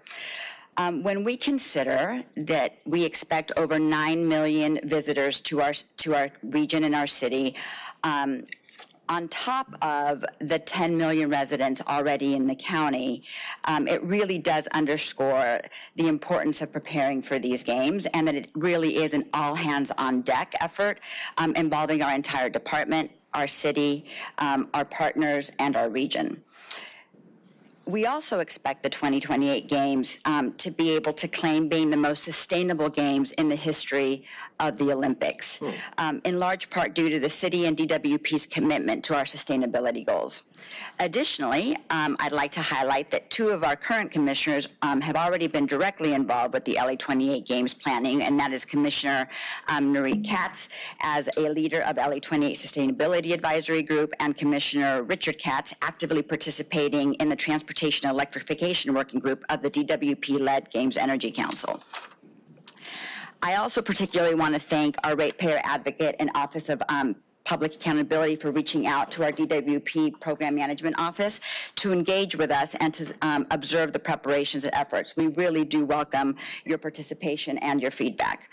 Today, you're going to hear about our department-wide effort to support the 2028 Games, which in the longer term, we are ensuring will serve not only our customers, but our city as well. With that, I'd like to invite some of our leaders of the department's 2028 Olympic planning team to provide you an overview of the work that the department has done to date, and then be prepared to answer any questions you may have.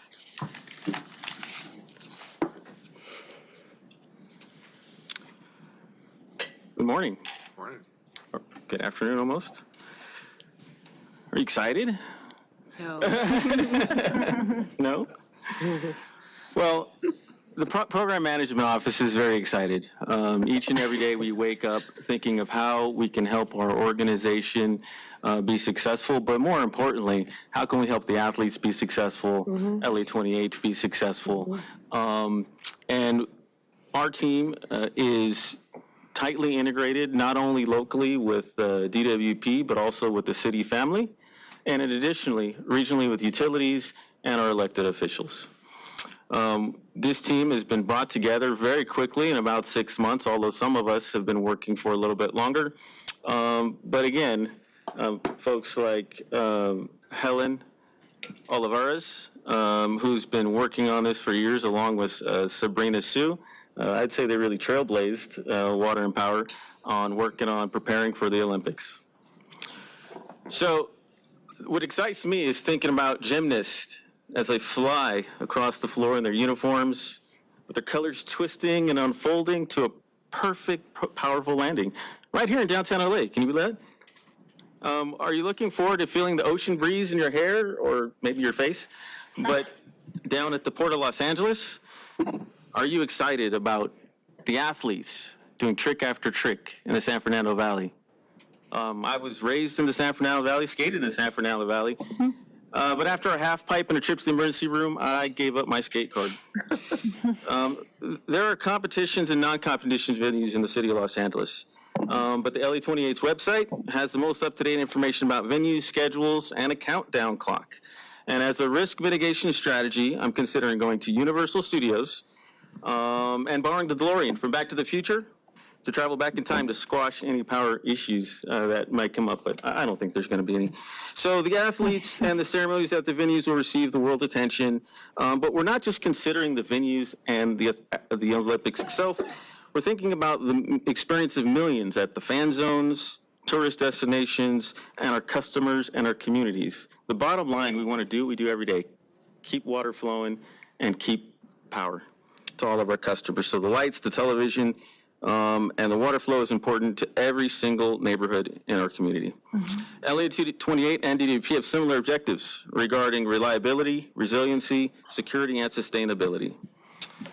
And I look forward to purchasing my tickets with my family to go to a couple events, and I know I'll be safe because up next, Michael Tyner will discuss the safety and security game plan. Thank you. Good afternoon, Commissioners. My name is Mike Tyner. I'm the manager here at DWP over cybersecurity operations, and I've been working with a lot of people, and we've been putting a lot of work into the safety and security for the games themselves. Now, LA28's been designated as an NSSE, which is a National Special Security Event. So what's this mean? Basically, it means that the U.S. Secret Service has been designated as the lead federal agency in ensuring the safety and the security for the games. For us, it's a collaboration with the U.S. Secret Service. They're there in an advise and assist role, and they're there to basically provide any additional help that we may need in terms of security for the games themselves. Now, there's a lot of different partnerships, including the U.S. Secret Service. We've been actively working with the Federal Bureau of Investigations, Department of Homeland Security, as well as some other local and federal law enforcement agencies, including LAPD. One of the things that I'm actually really excited about is next month, we are partnering with the Department of Energy to provide a cybersecurity training to not only DWP employees, but also to the greater region. So we've opened up this training to the city family and different city agencies, as well as other utilities that are here in the region as well, like SoCal Edison. You know, in addition to those partnerships, we've been actively working with CISA, which is the Cybersecurity and Infrastructure Security Agency. It's a bit of a mouthful, but we've been working with CISA even well before the games planning, just to be better prepared and be able to better protect the department.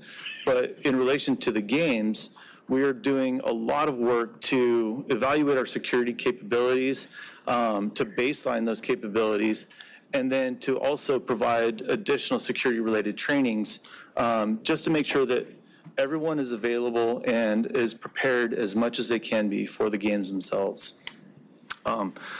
You know, in addition to those partnerships, we've also been working a lot with the mayor's office and Christy Hamer in the mayor's office, as well as with SoCal Edison, and doing the planning and preparation for the Games Energy Council meetings. So, like I said, there's a lot of collaboration and a lot of work going on regionally, and a lot of really good work going on. There's also then the internal collaboration. So there's a tremendous amount of work going on with all of the internal DWP employees, and we're all working very hard to develop and upgrade our existing security capabilities on both the cyber and the physical side, to basically better support the facilities that are going to be providing support for the games themselves. And I believe that this is going to have a long-lasting impression, not only just for the games, but for the department in providing better security holistically. With that, I'm going to pass it back over to Sir Lord. Thank you. Just like the athletes, we must be agile and disciplined to succeed. We're focused on delivering tangible incremental results, planning with foresight, and being ready, set, go into the events at peak performance. So what DWP has done so far on the power side, you know, we've done as you would do if you were having a party. We've gone out, inspected the facilities, looked at the condition, make sure they're in good working order, and make any adjustments that are necessary, similar to the work we do every day across the power system.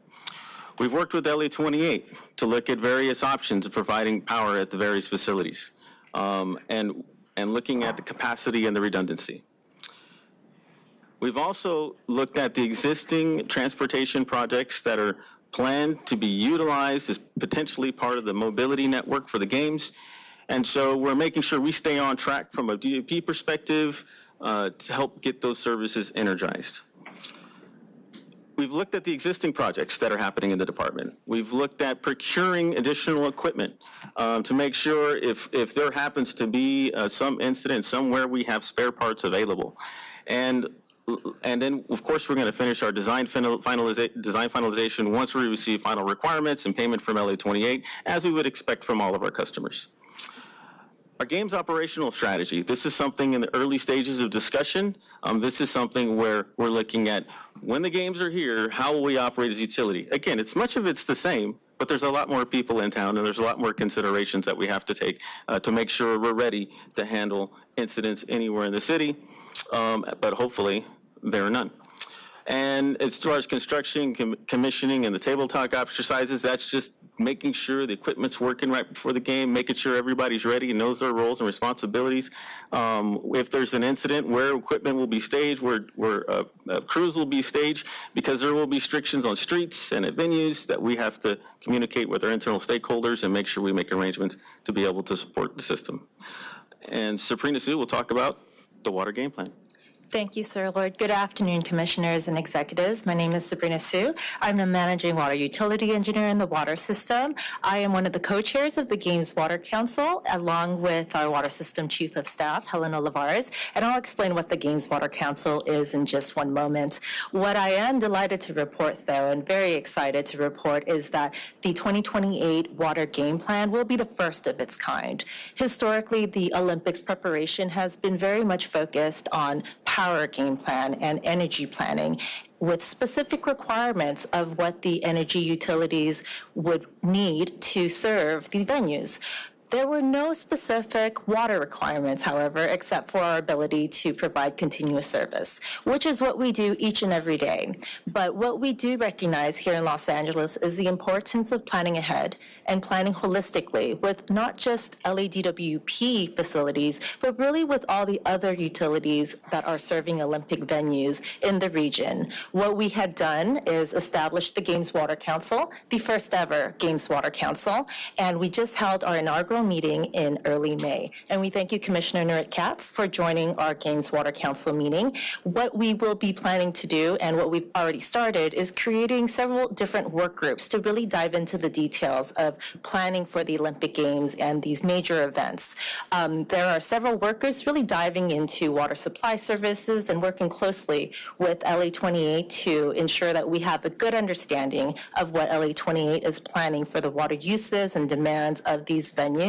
We are looking into the water system needs and what we may need on a supply standpoint regionally, and collaborating with our regional partners to make sure that if infrastructure is necessary to provide supplies to where it's needed, that we know what those are and we get those installed before the Olympic Games, so that we're able to provide mutual aid or to receive mutual aid if there is an emergency of any kind.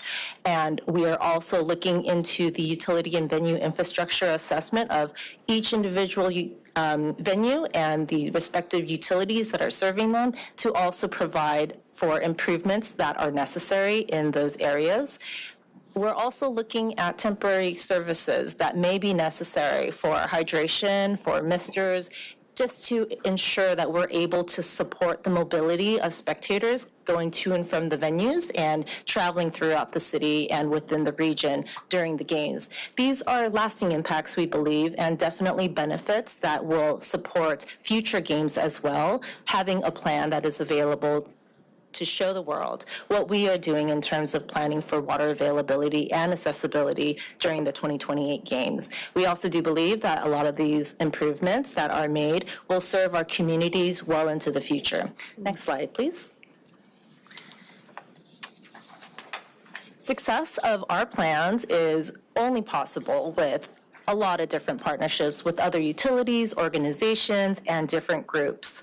Several of our water utilities have taken really important leadership roles in leading our committees or our work groups that are diving into the details so that they are prepared for the games and we are also prepared for the games. And this is not an exhaustive list. There are several other partners that aren't shown here, and we'll be adding partners as we move forward in this planning process. But through the Games Water Council, through the Games Energy Council, and our involvement with the Games Mobility Executives and a variety of different work groups and discussions that have been taking place to prepare for these major events, we are collaborating really well with all these different organizations and groups and sharing ideas and learning best management practices from each other.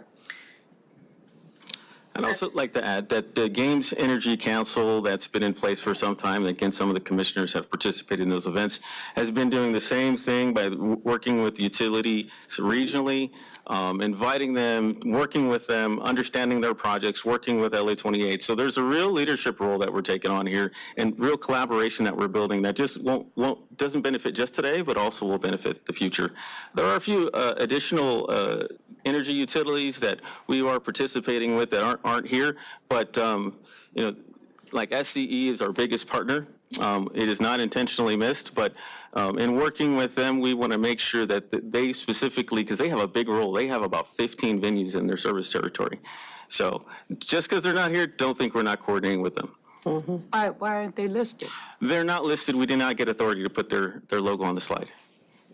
I just want to say, as you go through this, I personally have, starting with the LA Olympic, have attended and been on the ground usually 3 weeks at the LA Olympics, at the Seoul Olympics, at the Atlanta Olympics, at the Beijing Olympics, at the Rio Olympics.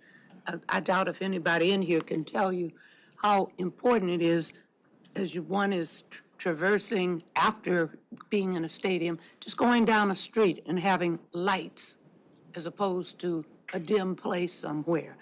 So the importance of DWP keeping lights and water everywhere cannot be overstated. You have making it fun, jumping over the hurdles and everything else, but it's beyond. It's even beyond that. It's so important, and of course the security. We know you're going to do all of these things.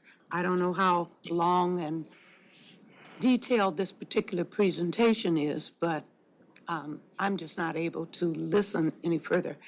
My throat, for some reason, is closing up, but it's not for lack of interest. As I said, I doubt if anybody has the track and field record that I do with these Olympics.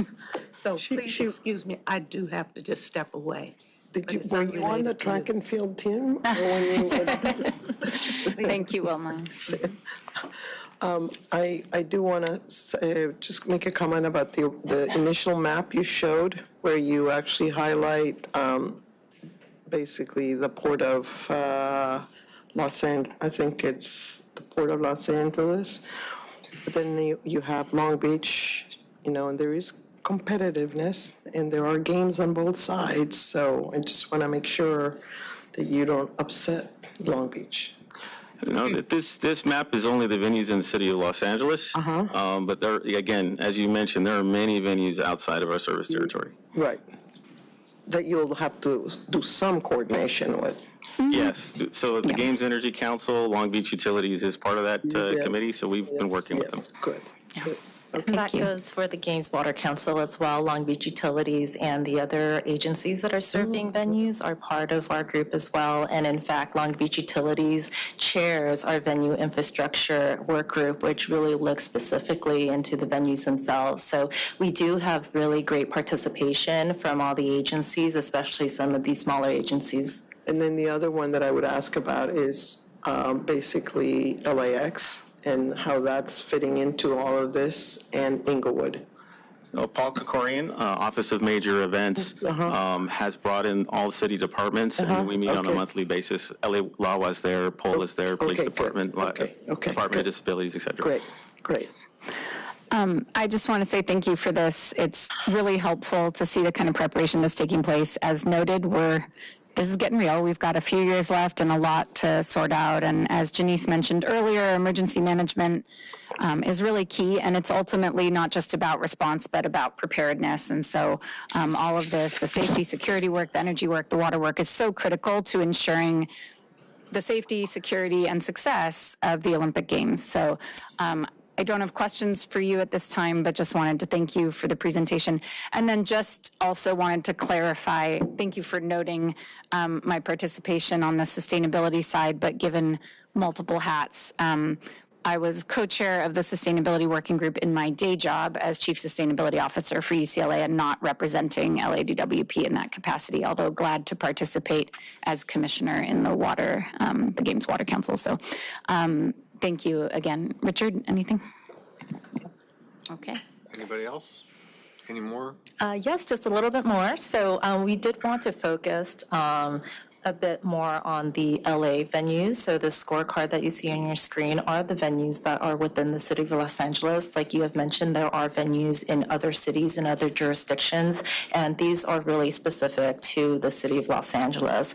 We have medals that are assigned to these venues, and this really is an evaluation right now of where we believe we are in terms of our ability to serve these venues on the water side, on the power side, and on the water side. You can see that there are venues that are day in, day out providing services for similar type events. You have a place like LA Live that provides services and hosts many events that are probably very similar in size. And so current water service, we believe, is adequate for major events.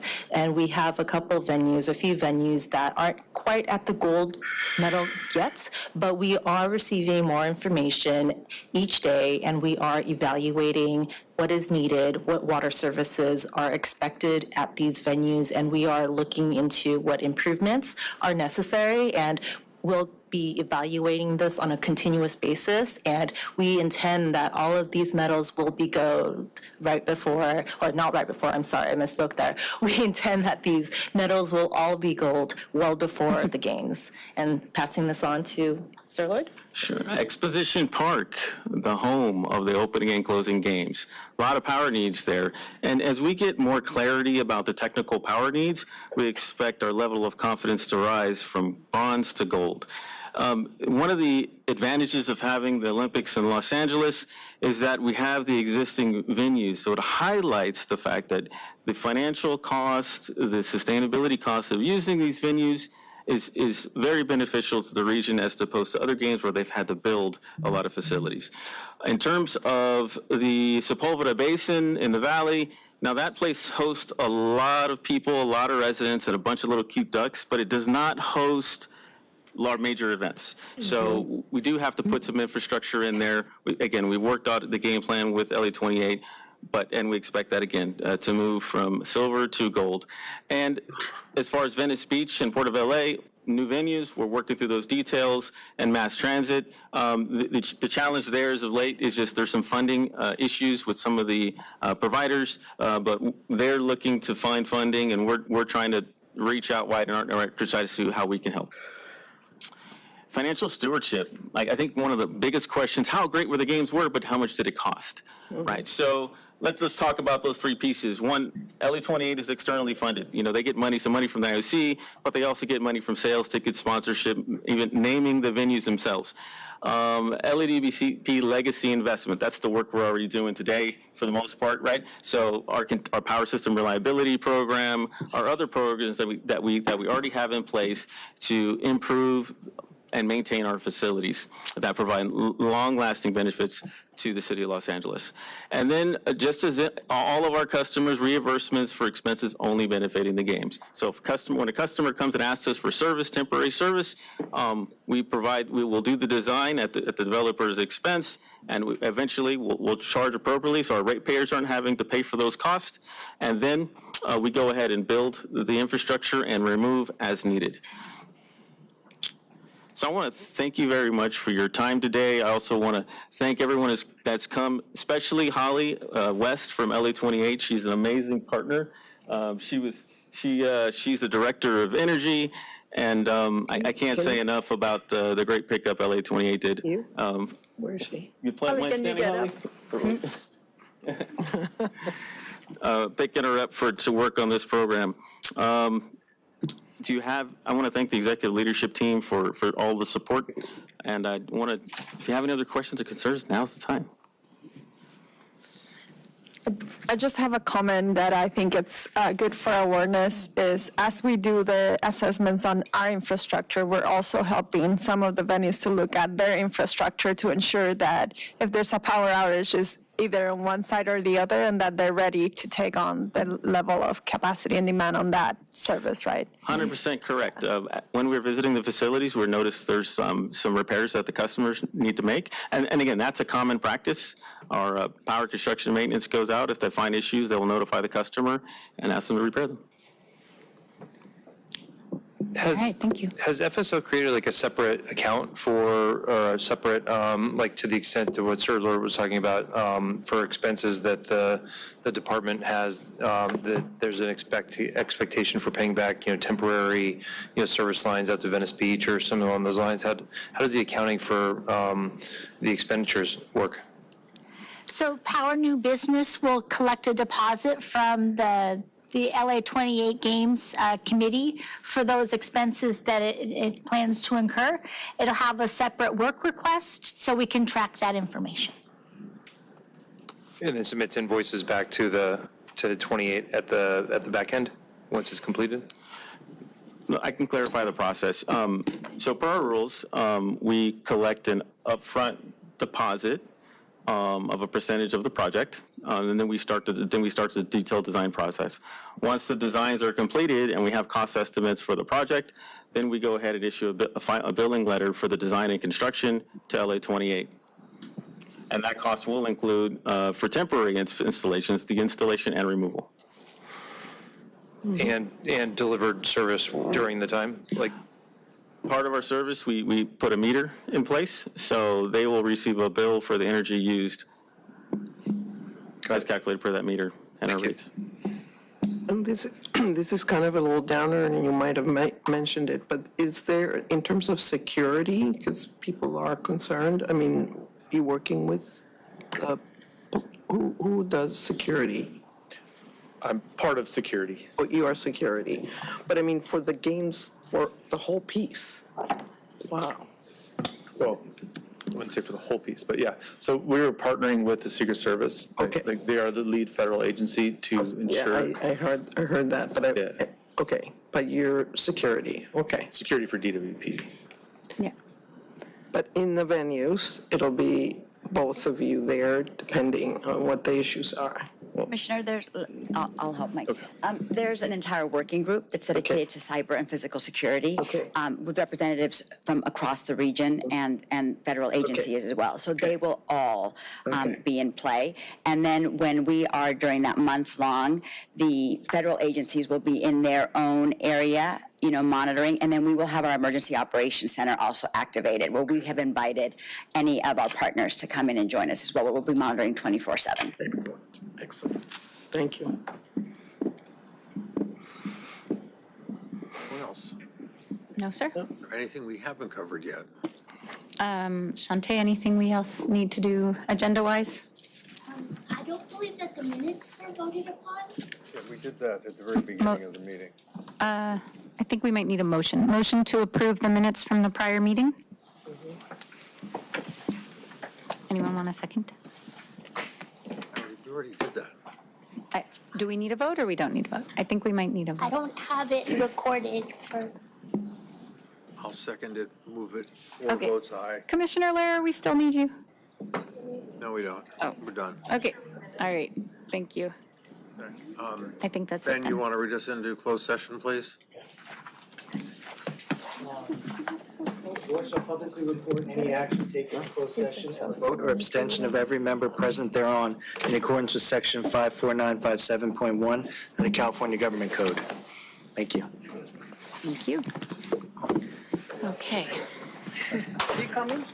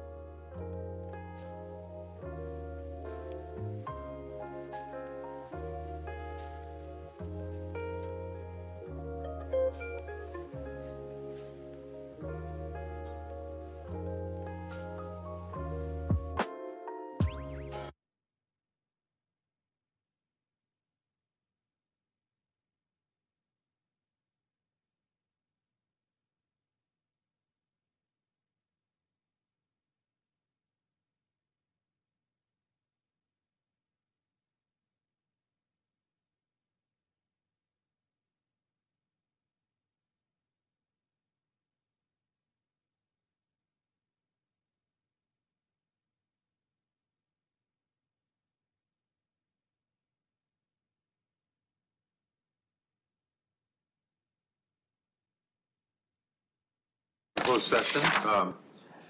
Our counsel, Ben Chapman. Yes, this is we are reporting on action taken in accordance with Section 54957.1 of the California Government Code. 01 was a California Code of Civil Procedure, Section 998 offer for $1.2 million in Saavedra v. LADWP, case number 23 STCV 31297. This was a step and fall that took place at 767 North Hill Street on October 18, 2023. The vote was 4-0 to reject the 998 offer. That was KATZ, LEHRER, and PINDER. 02 is also a Code of Civil Procedure, Section 998 offer for $1,969,328.43 in Spry versus LADWP, case number 24 STCV 29484. This was a water intrusion case for a residence in the 6400 block of West Gorgeous Way. The vote was to reject the 998 offer, and that was also 4-0. Commissioners KATZ, PINDER, and LEHRER. 03 is also a Code of Civil Procedure Section 998 offer for $250,000 in Cohen v. City of LA, case number 23 SMCV 01570. This is a trip and fall at the corner of Parnell Avenue and Santa Monica Boulevard. The vote was also 4-0 to reject that 998 offer. Commissioners KATZ, LEHRER, and PINDER. And then 04 is a case SXC v. LADWP, case number 23 STCV 20640. This is a proposed settlement of an inverse condemnation case arising out of a water main rupture at 3311 Cahuenga Boulevard. The proposed settlement is for $695,000.